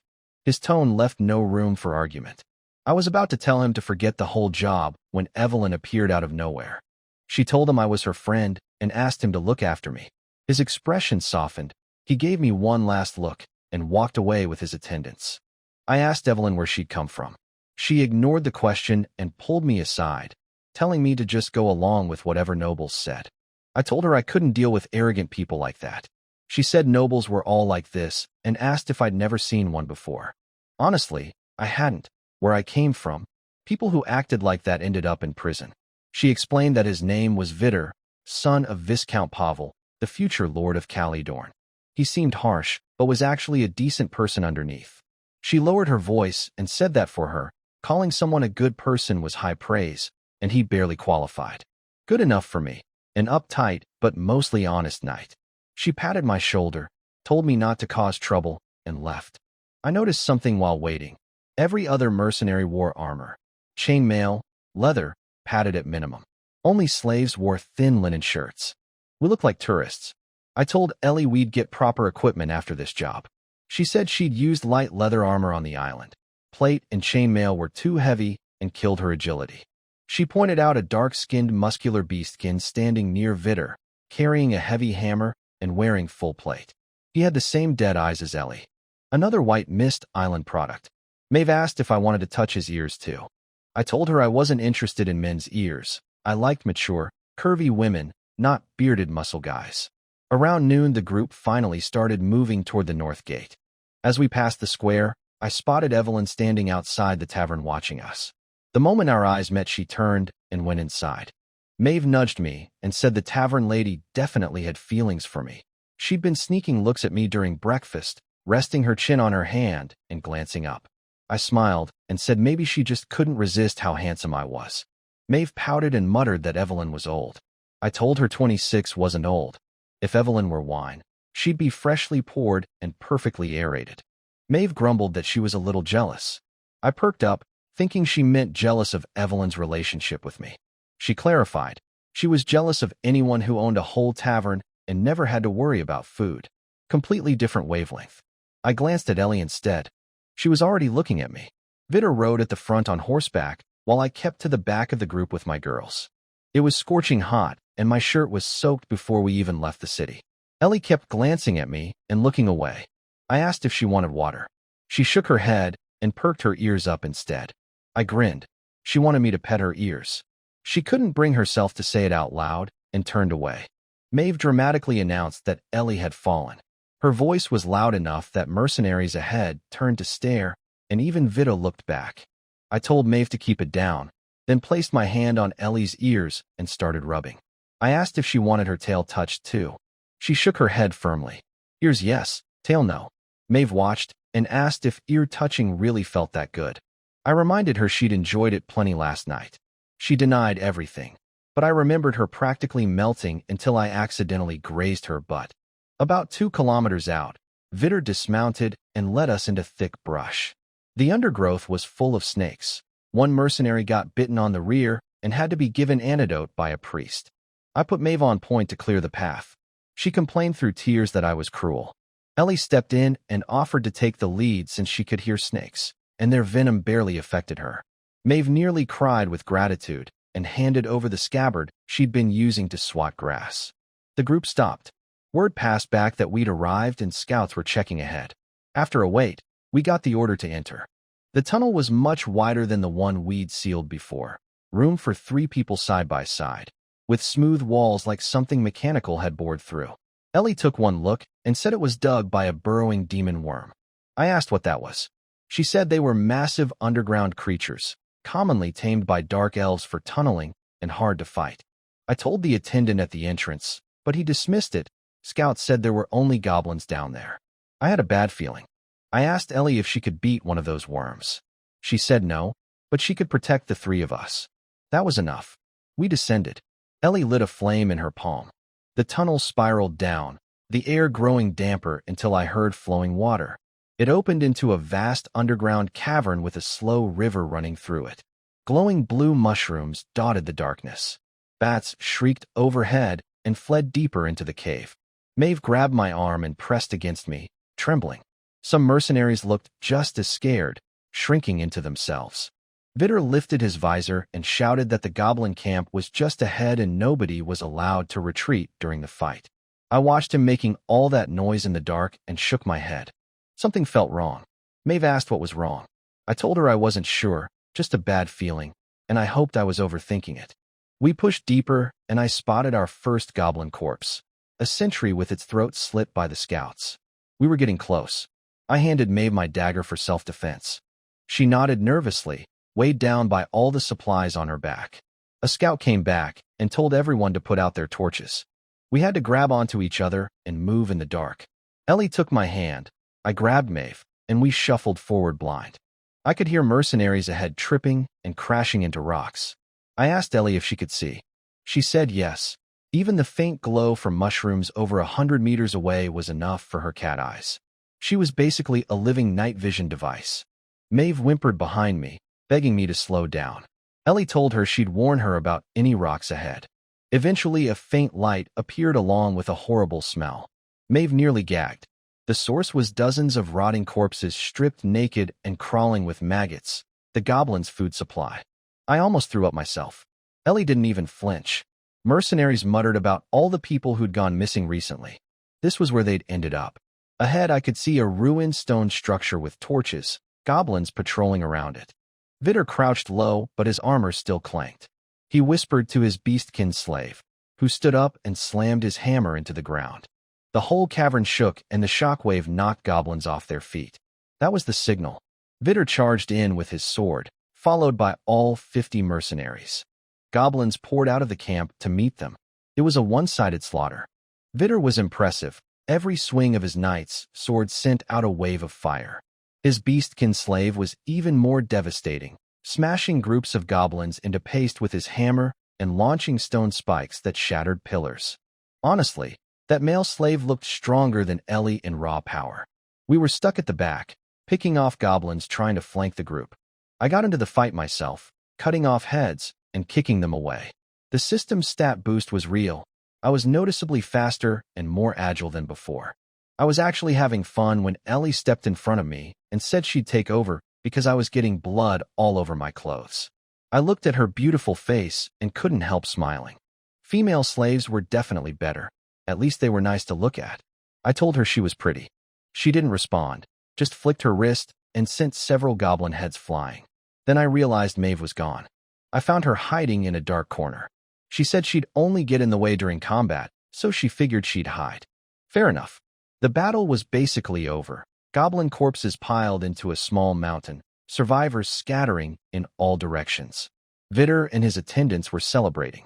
I told Maeve she could come out and scavenge. She ran over excitedly, but the goblins had nothing valuable. She picked up a few clubs anyway. Vitter announced there were more camps to clear and told everyone to stop picking through junk. I looked at Maeve loaded down with supplies and goblin weapons and told her to drop the clubs. No point carrying useless weight. She paused, tossed them aside, and mumbled with a little smile that she didn't know I actually cared about her. We cleared 3 goblin camps under Vitter's lead. I barely had to fight, but just walking through the underground tunnels drained my energy. Ellie was fine. Her body could handle it easily. Maeve was a different story. Loaded down with all our supplies, she was dragging her feet and whining that she was dying. I sighed and took the 3 heavy water skins off her back. She instantly bounced back to life, skipping away with a smug grin. I'd been tricked. I called her out on it. She clearly wasn't that tired. She sheepishly took 1 water skin back and begged me to let her off the hook for the rest. I let it go. Vitter called a halt to rest. His plate armor weighed at least 30 pounds, and he was exhausted after 3 fights. His attendants helped him take it off. I found a spot against the cave wall and sat down. No way to tell the time underground. I could only guess it was afternoon based on how hungry I was. The salted meat Evelyn packed was brutally salty, like they'd used a whole bag of salt. 2 bites, and I was reaching for water. Maeve treated it like candy, shoving piece after piece into her mouth without flinching. I told her to slow down since our water was limited. She froze mid-chew and asked why we'd brought water at all when Ellie could create it with magic. Also, there was a river right there. I joked that the water was just to torture her. She started fake crying and swatting me. A nearby mercenary overheard and snapped at her. Magic water evaporates after a while, and drinking too much could kill you, and the goblins might have poisoned the river upstream. Maeve went quiet and hid behind me. Then that same mercenary looked Maeve and Ellie up and down and asked how much it'd cost to sleep with one of them. I noticed other men eyeing my girls too. They were the only 2 women among 50-plus fighters. Ellie didn't care. Maeve was terrified, whispering behind me, begging me not to sell her. I told him flatly they were for my personal use only and weren't for sale. He clicked his tongue and walked away. Maeve pressed against my back, asking why human men were like this. Thinking about women even in a dangerous place like this. I told her to keep quiet and stop drawing attention. I told Ellie that if anyone tried anything, she should break their fingers. She agreed casually. During the rest, I studied Vitter's beastkin slave, a massive guy in plate armor with a warhammer. I quietly asked Ellie who'd win if they fought. She said in a sparring match she'd lose because she couldn't overpower him, but in a real fight to the death, she'd win. I was skeptical. She doubled down. Even 2 of him wouldn't beat her. She said it so matter-of-factly that I believed her despite my doubts.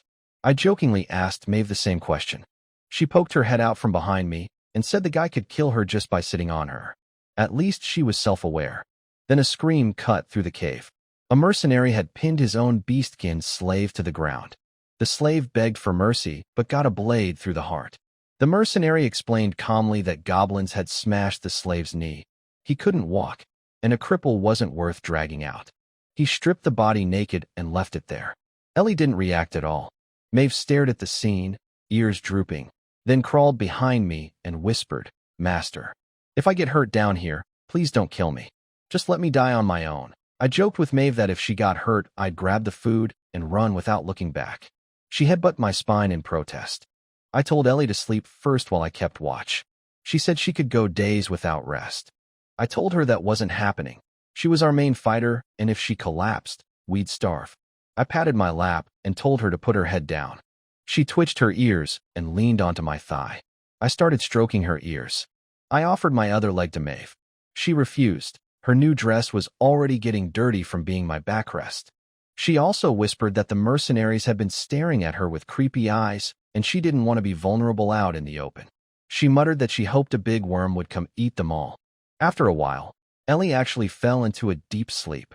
I could hear soft snoring, the first time ever. She was always so tense that any tiny noise woke her, but this time she was truly out. She mumbled, "Amy," in her sleep. I wondered what that friend of hers had been like. I got drowsy and started browsing the system Encyclopedia.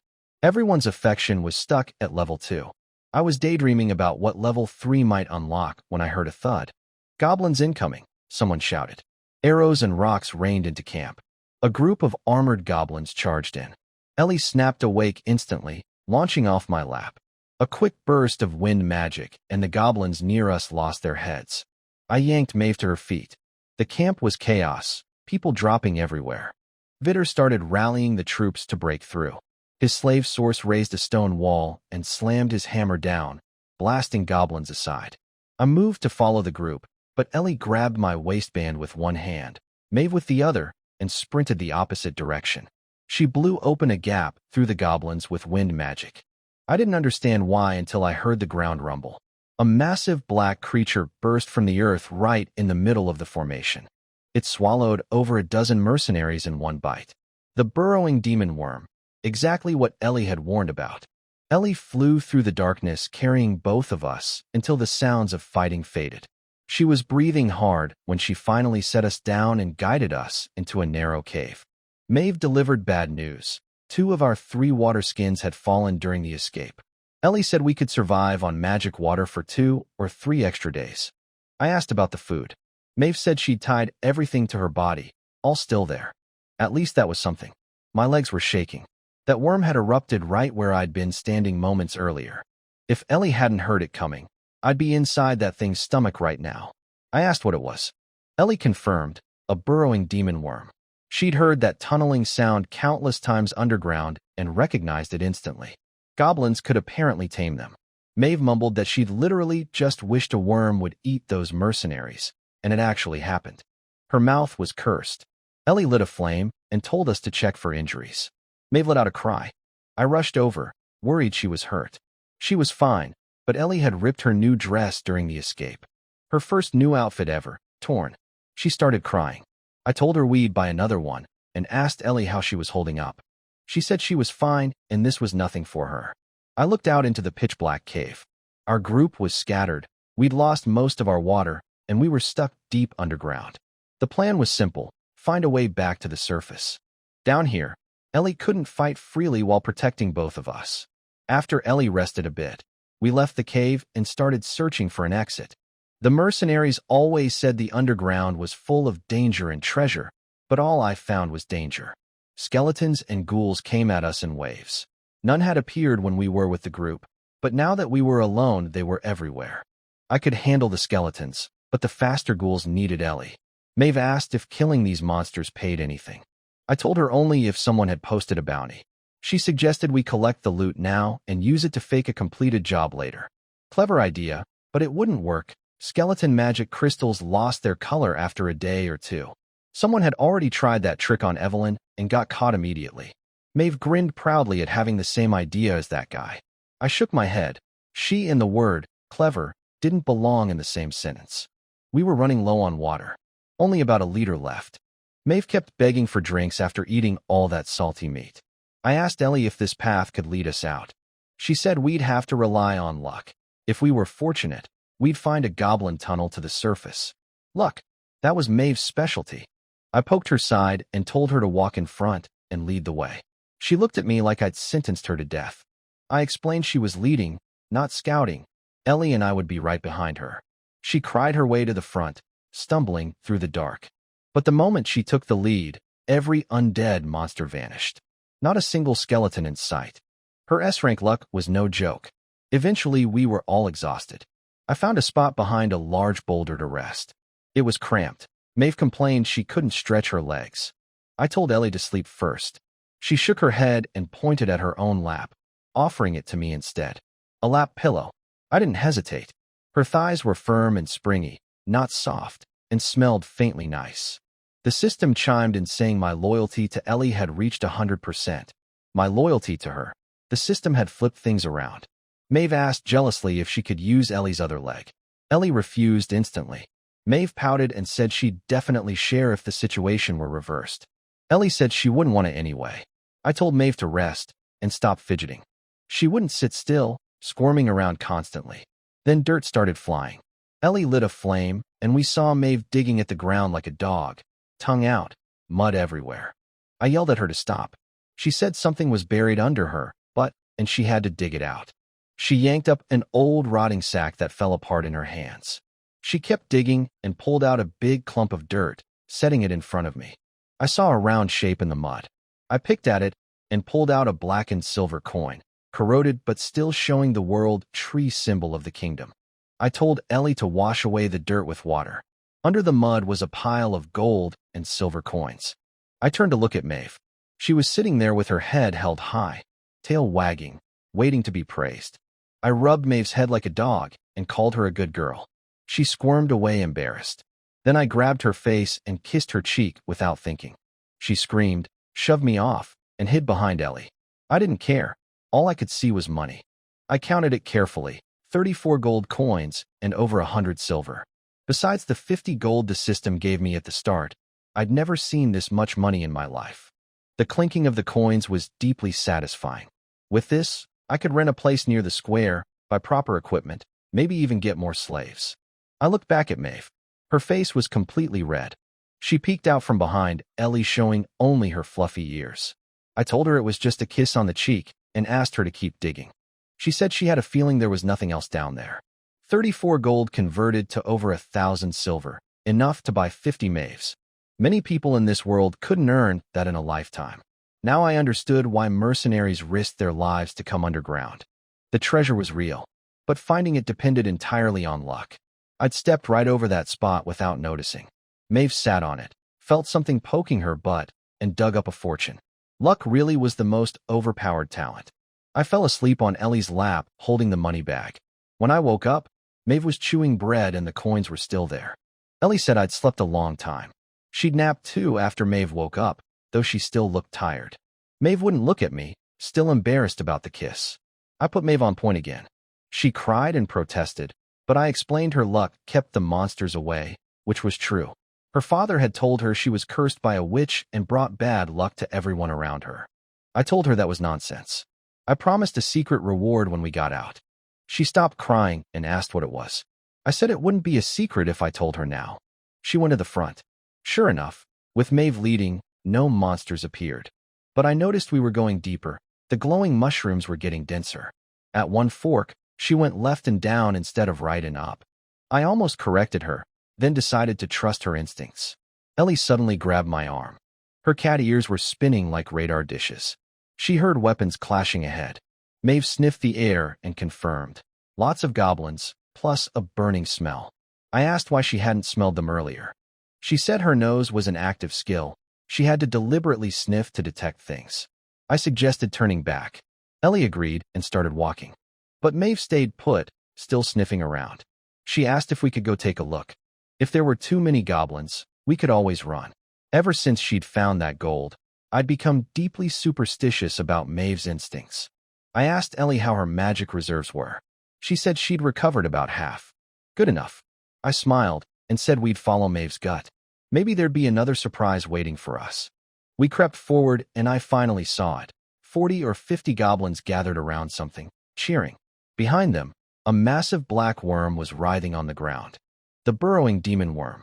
It looked like a giant grub, as wide as the tunnel we'd entered through, maybe 20 or 30 meters long. The goblins were feeding it their own dead, tossing corpses into its mouth full of grinding teeth. The sound of bones being crushed made my skin crawl. Maeve grabbed my shirt and begged to leave. Ellie peered out and said it was the nobleman, Vidar. The goblins had captured him and were making him fight them one at a time, either to torture him or to pick their next chief. I could faintly hear him screaming at them to bring it on. Ellie confirmed no other mercenaries were anywhere nearby. The ambush must have wiped out most of the group. More goblins with torches were approaching from other tunnels. I thought it over. 50 or 60 goblins was nothing for Ellie. She'd slaughtered more than 20 in seconds the day I bought her. I asked if she could save Vidar. She studied the goblins' positions for a few seconds, then said yes. But we'd need to run immediately after because the worm's hide was too thick for her to cut with her current magic reserves. Her plan was simple. Walk in, grab Vidar, throw him to me, hold off the goblins, then catch up later. I was worried about losing her over some nobleman, but she shook her head. It wasn't dangerous. I was underestimating her. She pulled the sword from my waist and strolled toward the goblins casually. Maeve couldn't believe she was just walking out in the open. Neither could I. Goblins spotted her and charged with their clubs. Before they could swing, their heads were already flying. Her sword was so fast I could barely follow it. She cut through to Vidar. The worm moved. The whole cavern shook as it lunged at her. She dodged by stepping on its head and jumped behind it. Then Vidar came spinning through the air toward us in the most bizarre flying position I'd ever seen. Maeve bolted. I stood frozen. Ellie used wind magic from a distance to slow him down just before impact. I rushed forward to catch him. We collided and tumbled across the ground. My chest exploded with pain, felt like broken ribs. Vidar was a mess. Covered in blood, clothes shredded, no sword, one leg broken. I asked if he could run. He couldn't. I hauled him onto my back and sprinted after Maeve. I ran until I collapsed and dropped Vidar. He complained about the rough handling. I told him to be quiet and watch for Ellie. Minutes passed. Maeve muttered that maybe the goblins ate her. I slapped my hand over her cursed mouth. Then footsteps. Ellie came flying back holding the bloody sword. She was drained of magic, but unhurt. Vidar groaned on the ground, demanding I help him up. He started talking to me like a lord. I reminded him I'd just saved his life. He paused, dropped the attitude, and answered my questions. About half the group had escaped to the surface. I asked how. He laughed bitterly. They'd escaped because he'd stayed behind to cover their retreat. That's how the goblins caught him. Vidar hobbled behind us, complaining nonstop about wanting help walking. I let him lean on my shoulder. He immediately started insulting me, calling me a rude commoner, saying Evelyn had terrible taste in mercenaries, and that I should be honored to serve him. I dropped him on the ground and started walking away. He panicked and yelled for me to come back. I returned and told him to shut up if he wanted my help. He finally went quiet. We found a spot to rest. I gave him half a piece of black bread. He mocked me for not having noble food. I told him it was all we had. He ate it in seconds and demanded another. I warned him we had limited supplies. He called me cheap and promised to repay 10 times over. I gave him one more piece. Then he asked if I was Evelyn's lover. My heart skipped a beat for a second, but I said no, just friends. He said he'd never seen Evelyn speak so well of any man before. I quickly upgraded my answer to close friends. He looked at Ellie and offered double whatever I'd paid to buy her. I told him she was my wife. He was stunned. A slave as a wife? He asked if I was cursed. Then he looked at Maeve. I put my arm on her shoulder and said she was also my wife. Maeve choked on her bread and spit crumbs everywhere, yelling that I was lying. Vidar couldn't understand me. He'd heard of nobles using beastkin slaves for pleasure, but marriage was unheard of. I pointed at Maeve's fluffy ears and tail and said just looking at them put me in a good mood. He asked increasingly ridiculous questions. Would I be interested in male beastkin? What about monkeys? I told him monkeys and beastkin were completely different and described what monkeys looked like. He was surprised I'd ever seen one, since in this era they were rare exotic pets only the wealthy owned. He guessed I was a foreign nobleman based on my appearance and attitude. I said I was just an ordinary person. After resting, we continued searching. Vida limped behind us muttering about how many people died down there. He said these underground cleanings happened about once a year to keep the monsters from threatening trade routes and villages. Then Maeve found a narrow passage in the rock wall with rubble piled beside it. She sniffed around and crawled in on all fours, climbing upward. I grabbed her ankle and asked if she was sure it was safe. She said she'd check and call us if it worked. Moments later, she shouted down, "I can see stars." Vitter couldn't believe it. He'd expected us to wander underground for days. I pushed Ellie in first, then crawled in after her. We were getting out. We climbed out just before dawn. The city was only 2 or 3 kilometers away. I hauled Vitter onto my back since his leg was broken and he wouldn't stop screaming about it. By the time we reached the gate, soldiers spotted him and rushed over to carry him away. He was still yelling about his leg as they took him.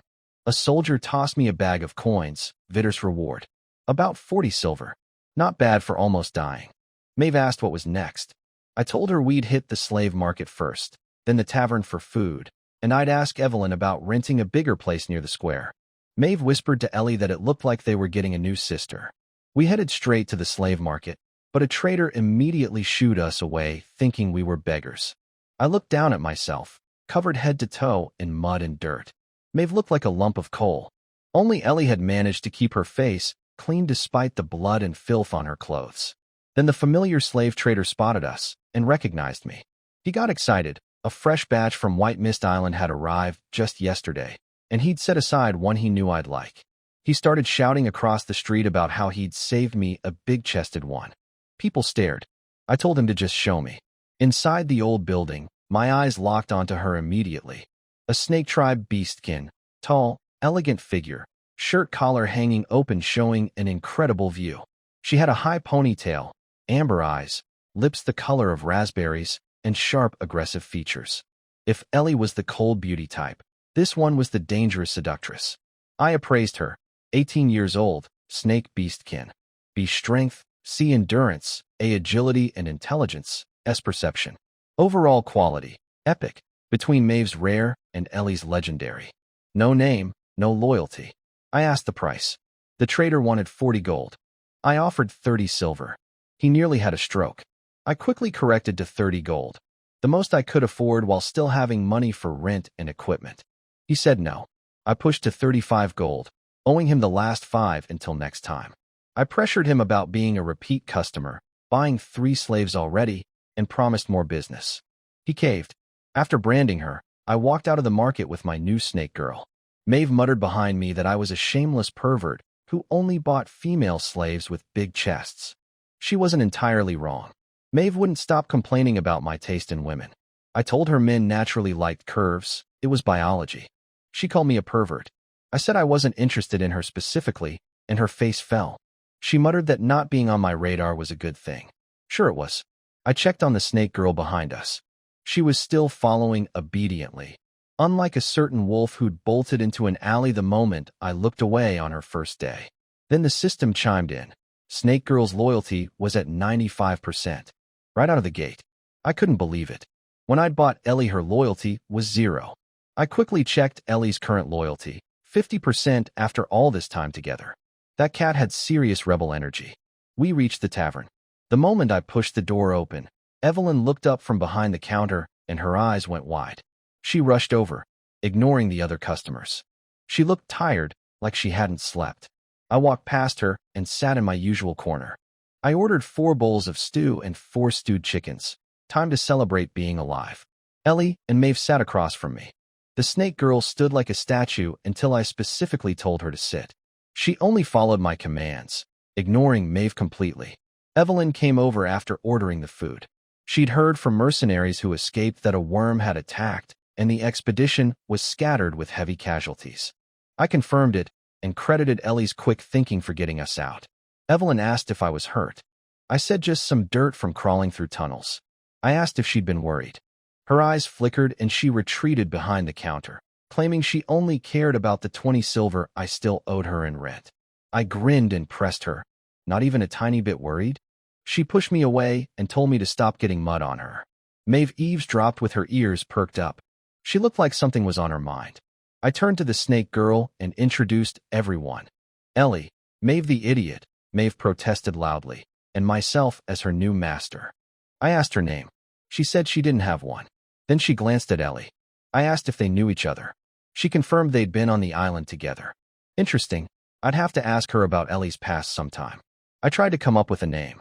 I was terrible at naming things. I suggested Medusa. Maeve jumped in and proposed Lilith or Sylvanas instead.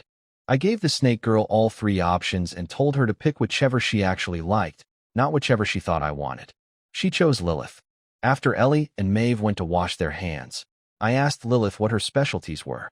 She showed me 2 sharp fangs and a forked tongue and said she was skilled at assassination, ambush, and she looked right at me, seducing men. I cleared my throat and asked very seriously if she could demonstrate that last one when she had time. For research purposes, of course. After breakfast, I asked Evelyn to help me find a new place. She had connections everywhere and found something within minutes, a 2-story house near the square. It looked a bit old from outside with vines on the walls and some cracked wood framing, but inside it was clean and well-furnished. 6 rooms plus a kitchen and bathroom, only a few hundred meters from the tavern. Rent was 7 gold for half a year. That would leave me with just over 40 silver. Back to being nearly broke. So much for taking a few days off. Evelyn said it was the cheapest option in the area, and it came with 5 beds and all the furniture. I asked Ellie and Lilith if they liked it. They both stared at me blankly until I told them to nod if they approved. Ellie nodded first, then Lilith copied her after checking Ellie's reaction. Evelyn shook her head at this display. Maeve was jumping around screaming that she wanted the biggest room. I told her she'd be sleeping in the downstairs living room. Her smile froze, and she looked devastated. I let her suffer for a minute before telling her I was joking. She'd get a real room upstairs. I paid Evelyn 4 gold coins plus a bag of silver to cover the rest. She pocketed it and left. We went back to the slum house to move. Turns out I owned almost nothing. The bed, chest, and cookware all belonged to Evelyn. My only real possessions were the giant bathtub and the dresses I'd bought. I told Ellie to borrow all of Evelyn's pots and pans from the house. I'd return them eventually. Maeve muttered that it was a sneaky excuse to keep seeing Evelyn. She wasn't wrong. We stopped at the market for 4 clean bed sheets since the new beds were just bare wooden frames. By afternoon, everything was done. I stood in the new living room and assigned rooms. I'd take the one farthest down the upstairs hallway. Ellie and Lilith would get the 2 rooms nearest the stairs. For Maeve, I said she'd sleep downstairs to guard the door, like a watchdog. She protested. Why her and not the others? I said she was our guard dog. She pointed out that Ellie's hearing was way better, and that putting her near the kitchen was asking for midnight snacking. She had a point. I pretended to threaten her, then gave in. All 4 of us would sleep upstairs, 1 room each. Ellie and I at the far end, Maeve and Lilith near the stairs. She lit up and tackled my arm, bouncing with joy. Ellie and Lilith stood silently holding their bed sheets. I told them to stop standing around like statues and go make their beds. Ellie headed upstairs immediately. Lilith followed right behind her like a shadow. That night, I bought some smoked meat and cooked porridge for everyone. After dinner, I took a long hot bath, told the girls to wash up and rest, then headed upstairs. My room felt empty and quiet. I actually missed Maeve's noise. To kill time, I practiced the fireball spell I'd learned from Myra's books. I was getting faster, about 2 seconds to form one in my palm.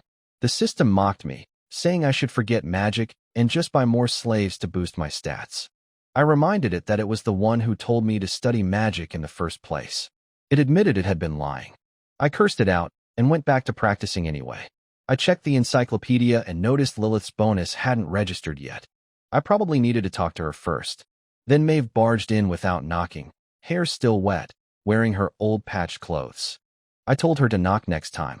She said okay and got straight to the point. She wanted me to pet her ears. Voluntarily. She sat down and lowered her head, warning me to be gentle and not stick fingers inside her ears like last time. I was shocked and joked that maybe it was beastkin mating season. Her face turned red, and she jumped up ready to leave. I pulled her back down and stroked her ears a few times, but they were soaking wet and not pleasant to touch.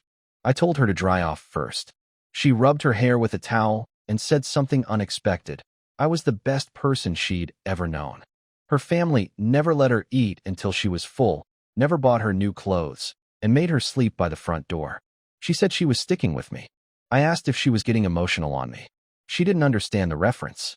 Then she grabbed her ears, wiggled them, and promised to let me touch them every day from now on. The system confirmed, affection level 3, close friends. Her stat contribution alone jumped to 20%, bringing my total to 40. I asked if she had feelings for me.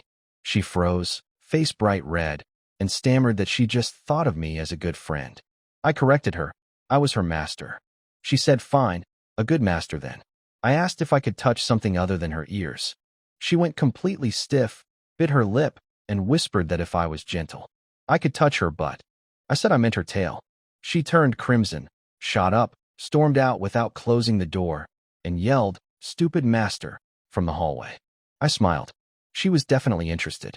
Footsteps on the stairs. Ellie and Lilith came up fresh from their baths. Ellie walked into my room automatically. She'd started coming every night without being asked to let me pet her ears before sleep. Lilith followed and sat on my other side. Ellie looked at her and asked why she kept following her everywhere. Lilith answered coolly that she wasn't following Ellie. The master had told her he needed her body to serve him at night. Ellie leaned forward and stared at me after Lilith's comment about serving me with her body. The room went dead silent. Her expression looked innocent, but her eyes were unsettling. I started sweating. I quickly explained that Lilith had mentioned being skilled at seduction, and I'd only wanted to test her abilities. Nothing more. Lilith turned to me and asked if she could begin. I was too scared of Ellie to answer. Somehow I ended up asking Ellie for permission. She thought about it briefly and said go ahead. Lilith wrapped her arms around me. Her sharp eyes softened into something alluring. She purred that my chest felt strong. My brain short-circuited in about 2.5 seconds. I had zero defense against this type of woman. A faint smell of jealousy drifted from Ellie's direction. Lilith smiled and asked if I was shy. Before I could respond, Maeve's head appeared in the doorway. She'd been woken by the noise. She saw Lilith draped over me, and the room went silent. Maeve charged in, face red, grabbed a blanket, and threw it over my lap. She declared this was absolutely unacceptable, hugged me from behind, and tried to shoo Lilith away, saying she and Ellie were here first and Lilith would have to wait her turn. Lilith gave her an icy look. I waved my hands and said everyone could calm down. There was plenty of me to go around. Maeve didn't budge from her protective position. I sighed and told Lilith the free preview was over. The paid content would have to wait. Lilith smoothed her clothes and returned to normal instantly. Maeve squeezed my neck and called me the most perverted master alive. I asked why she cared so much. She stammered, couldn't form a sentence, then blurted out that her sister said that kind of activity was bad for men's health, and if I died they'd all die too because of the slave brand. She seemed proud of this logic. I pointed out that once or twice wouldn't kill anyone. She got flustered and said what if Lilith accidentally snapped my neck during the act, since she was as strong as Ellie. I'd worried about the same thing before, but had since made peace with it. No risk, no reward. I asked if I could touch Maeve instead since she was safer. She went completely red, mumbled, no, and fled the room yelling that she'd be watching me and I wasn't allowed to do anything inappropriate. After she left, Lilith was still sitting there waiting. She had no beast ears, just a long, thin snake tail. Nothing to play with tonight. I told her to go sleep. She bowed and left, saying to call if I needed anything. Now it was just Ellie and me. She gently bumped my shoulder with her head. I asked what was up. She yawned and pointed at her room. Time for bed. She was wearing that light blue low-cut dress, and the view from the neckline was devastating. I swallowed hard. She noticed me staring, but unlike Maeve, she didn't hide anything. She just let me look. I tried to convince her to stay and hang out. She refused. She was tired from 2 days underground. I suggested she could sleep right here, and I'd help her relax. She just looked at me without answering. We sat there in a standoff for a long time. Then she broke the silence with a question. Do you really enjoy being seduced? I woke up to something tickling my nose. Maeve was sitting on my bed using the tip of her wolf tail to make me sneeze. I swatted at her and tried to go back to sleep. She squeezed my cheeks gently and reminded me I'd said we were getting up early. Also, she was hungry. The first thing I saw when I opened my eyes was her backside in those old patched clothes. I grabbed it without thinking. She yelped, covered her butt, and fled to the doorway with a red face. Ellie and Lilith were already up, standing quietly behind her. I told Maeve she should get used to it. I'd probably be messing with her for the rest of her life. She got weirdly shy and mumbled, "Really?" in a hopeful tone. That caught me off guard. I beckoned her back for round 2, but she refused and ran off. On the way to the tavern, I was quiet thinking about last night. After Lilith and Maeve had left, Ellie had asked me straight up if I enjoyed being seduced. I tried to lie but ended up confessing. I was completely weak against the mature seductress type, and Lilith could break me with minimal effort. Ellie had said nothing and just walked out. Maeve noticed my silence and asked if I was upset. I sighed and said I was disappointed about not getting to touch her properly. She blushed and reminded me I'd already grabbed her this morning. We bickered the whole way to the tavern. I ordered a stewed chicken and stew for each of us, 20 silver total. Only 20 left afterward. If today didn't bring good income, I'd need to cut back. Maeve was acting strange. She insisted on swapping her chicken with mine. No reason given. I suspected a trick and inspected both. Hers actually looked bigger. She kept begging until I gave in. Then she finished eating and leaned against me contentedly, swinging her legs. She'd been unusually physical all morning, bumping me with her hip, leaning on me, fanning me when I said I was hot. I confronted her. Was she cursed? Did she do something wrong and was trying to butter me up? She insisted she was just in a good mood. I didn't fully buy it. Evelyn came over and commented on how lavishly I was eating, one meal costing what some people paid in rent for half a year. She handed me a small, heavy pouch, 7 gold coins. 5 were a bonus from Vitter for saving his life, and 2 were my pay for the underground expedition minus the cost of lost water skins and consumed supplies. Fair math. I asked about work for today.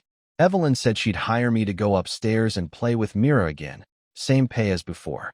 The kid hadn't seen me in 3 days and was driving Evelyn crazy begging for me. She tried to keep her cool exterior, but I could hear something close to pleading in her voice. Maeve jumped in supporting the idea, saying we all needed rest, and Ellie was clearly exhausted. Then she added something that made me pause. She said there was something she wanted to tell me. Mira was sitting on the floor at the top of the stairs looking bored. The moment she saw me, her face lit up, and she bolted down to hug me, complaining that I'd been gone for days and didn't come see her even after getting back yesterday. I pinched her cheek and picked her up. Maeve greeted Mira enthusiastically. Mira gave her a flat, "Oh, you again." Then she noticed Lilith behind us and hid her face in my shoulder. Since the kidnapping, she'd become nervous around strangers. Lilith introduced herself as my slave. Her aggressive-looking face probably didn't help with first impressions. I asked Mira what she wanted to do. She said she didn't want to play. She wanted to study magic. Her mom told her that learning magic meant she wouldn't have to be afraid of bad people anymore. That was fine with me. I could use Evelyn's books to learn something new too. Maeve pouted and said she wanted to play. I told her Ellie and Lilith could keep her company. She nuzzled my shoulder and said she wanted to play with me specifically. I promised to find her after spending time with Mira. In the study, Mira and I sat at the desk with a heavy spellbook. Maeve peeked at the dense text, said it was boring, and wandered off to Myra's room. Ellie found a corner and closed her eyes. Lilith sat across from her and did the same. She was a fast learner, copying whatever others did. I put Mira down and went to sit by Lilith. I needed to get her Encyclopedia bonus.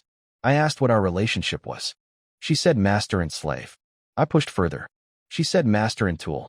Then master and object of wrath, each answer more bizarre than the last. I gave up being subtle and asked directly if we were good friends. She said no, we were master and slave. I insisted, we are good friends. She repeated it obediently. I added, and very close friends. She repeated that too. The system registered it. Affection level 2, friendship achieved. My total stat boost jumped to 50%. But the system noted she had to truly believe it for level 3, and right now she was just parroting my words. Fine. It would happen eventually. I patted her head and called her a good girl. Her loyalty hit 99%. Ellie had been resting across the room, but her cat ears were standing straight up, eavesdropping on everything. I went over and asked to test my grip strength again. She squeezed my hand. Even with a 50% boost, she still crushed me easily. I offered to massage her ears to help her sleep.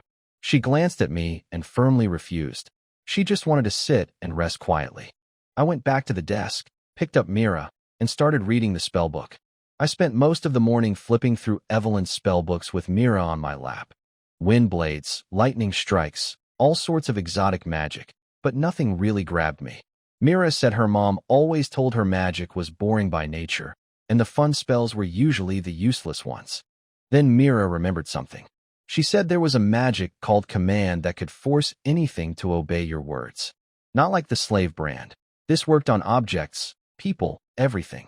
Tell a book to explode, and it would. Tell a person to stop, and they couldn't move. She dug through the entire bookshelf and found a black book with a purple skull on the cover. The spell was on the last page. As I read, it got more and more insane. This was ancient demon magic, essentially the power to alter reality through spoken commands. If someone attacked me with a knife, I could say, "Get away," and an invisible force would blast them back. Say, "Explode," and they'd pop like a balloon. The catch: if the caster wasn't skilled enough or the target was too powerful, the spell would backfire. Minor cases meant dizziness and blood from the mouth. Severe cases meant instant heart failure. The mage who documented it specifically warned that humans could barely learn it. I asked Mira if Evelyn could use this spell. She nodded miserably. Whenever her mom got angry, she'd say, "Don't move," and Mira would freeze completely, unable to lift a finger. I laughed and said she was probably just scared stiff. She insisted it was real magic. My first thought, I need to practice this on Maeve. Mira asked again if she could be with me when she grew up. I looked at her and said sorry. She was too young, and I preferred mature women. Like her mother. Mira immediately asked if I'd be her dad then, so I could be around every day. I told her I was joking and begged her not to tell Evelyn or she'd kill me. Maeve barged in demanding attention. She'd been bored all morning since nobody would play with her. She wanted rock, paper, scissors. I agreed, with the usual rule that losers got their ears touched. She accepted instantly, which meant ears weren't enough punishment anymore. I raised the stakes and pointed at her chest. She went red. I expected her to refuse. Instead, she went quiet for a few seconds, then said she didn't want to play the game after all. She had something to tell me, something she'd been too embarrassed to say downstairs with everyone around. She lowered her head and spoke softly. She wanted to stay with me forever. She knew she was dumb and useless, but she'd always listen and do whatever I said. Even that kind of thing. She asked if that was okay. I looked at Maeve's serious face and realized what was happening. She was making her move. I asked what about Ellie. She shrugged and said they'd figure that out later. I asked if she meant she didn't mind sharing. She didn't understand the hint, so I whispered the explanation. She wasn't bothered at all. She told me she had 2 mothers, and her aunt had 3 husbands. For beastkin, having multiple partners was normal as long as you had the means, but you couldn't neglect any of them. I asked if 10 was okay. She laughed and said her sister always claimed men couldn't even handle 1, let alone 10. I said I had a plan. I asked if this meant we could get physical. She tilted her head and asked what stepping on each other's backs meant.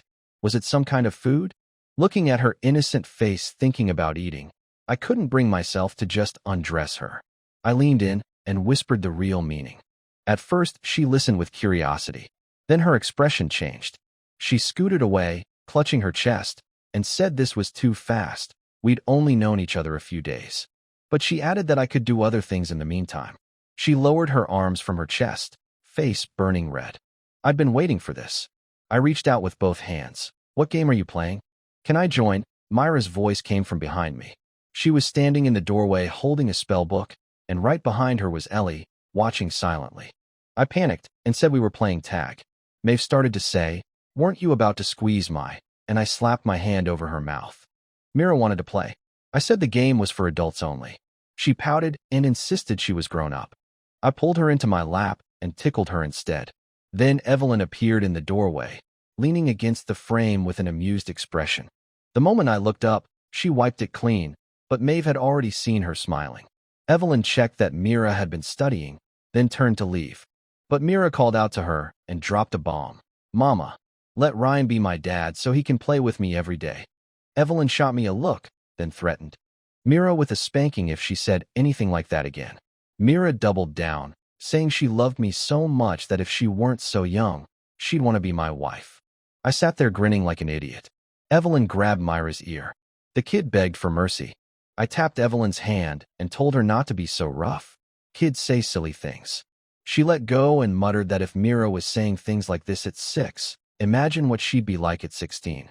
Then Mira delivered the killing blow. Ryan told me at lunch that he really likes you, Mama. He was just too embarrassed to say it himself. My stomach dropped. I told her that as a secret. She'd promised not to tell. Now she'd blurted it out like it was nothing. I couldn't meet Evelyn's eyes. I scrambled to deny it, calling Mira a liar and telling her she was making things up. Mira pouted and said she wasn't lying. She was just helping me say what I couldn't.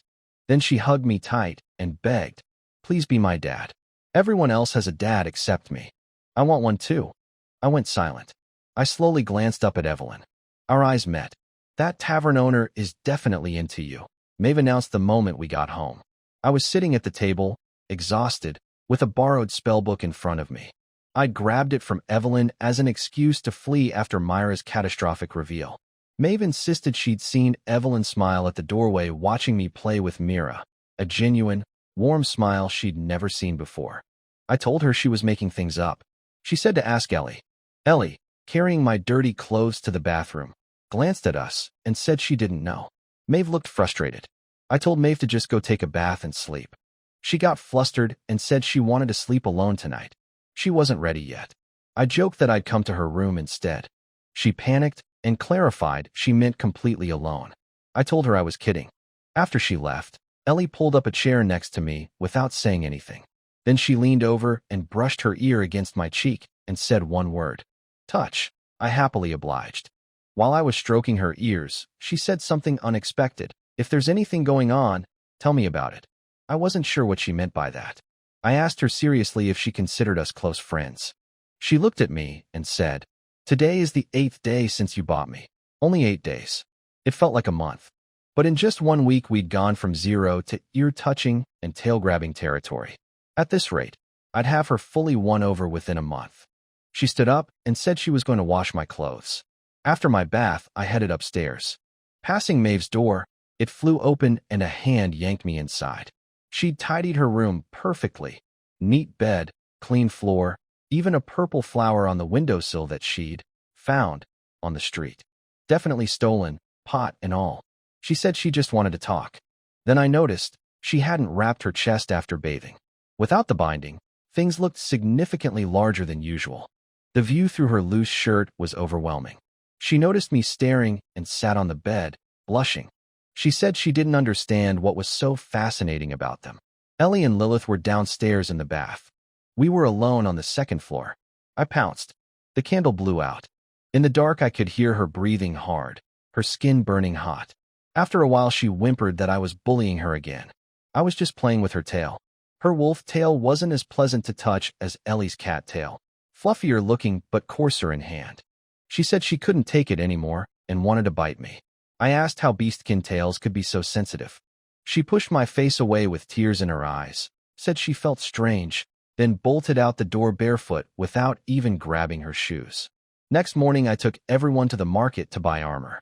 We'd been walking around with nothing but the clothes on our backs, and I figured it was time to look at least somewhat professional.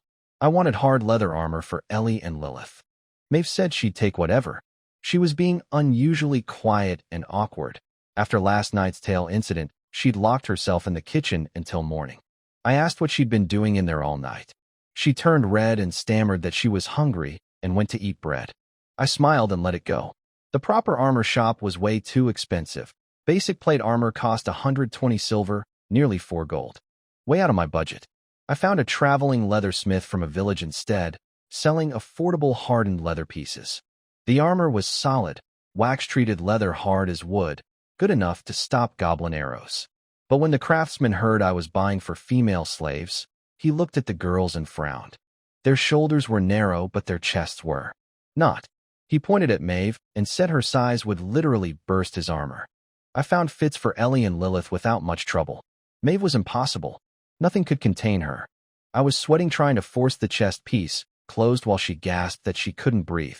I ended up asking for longer side laces and leaving gaps.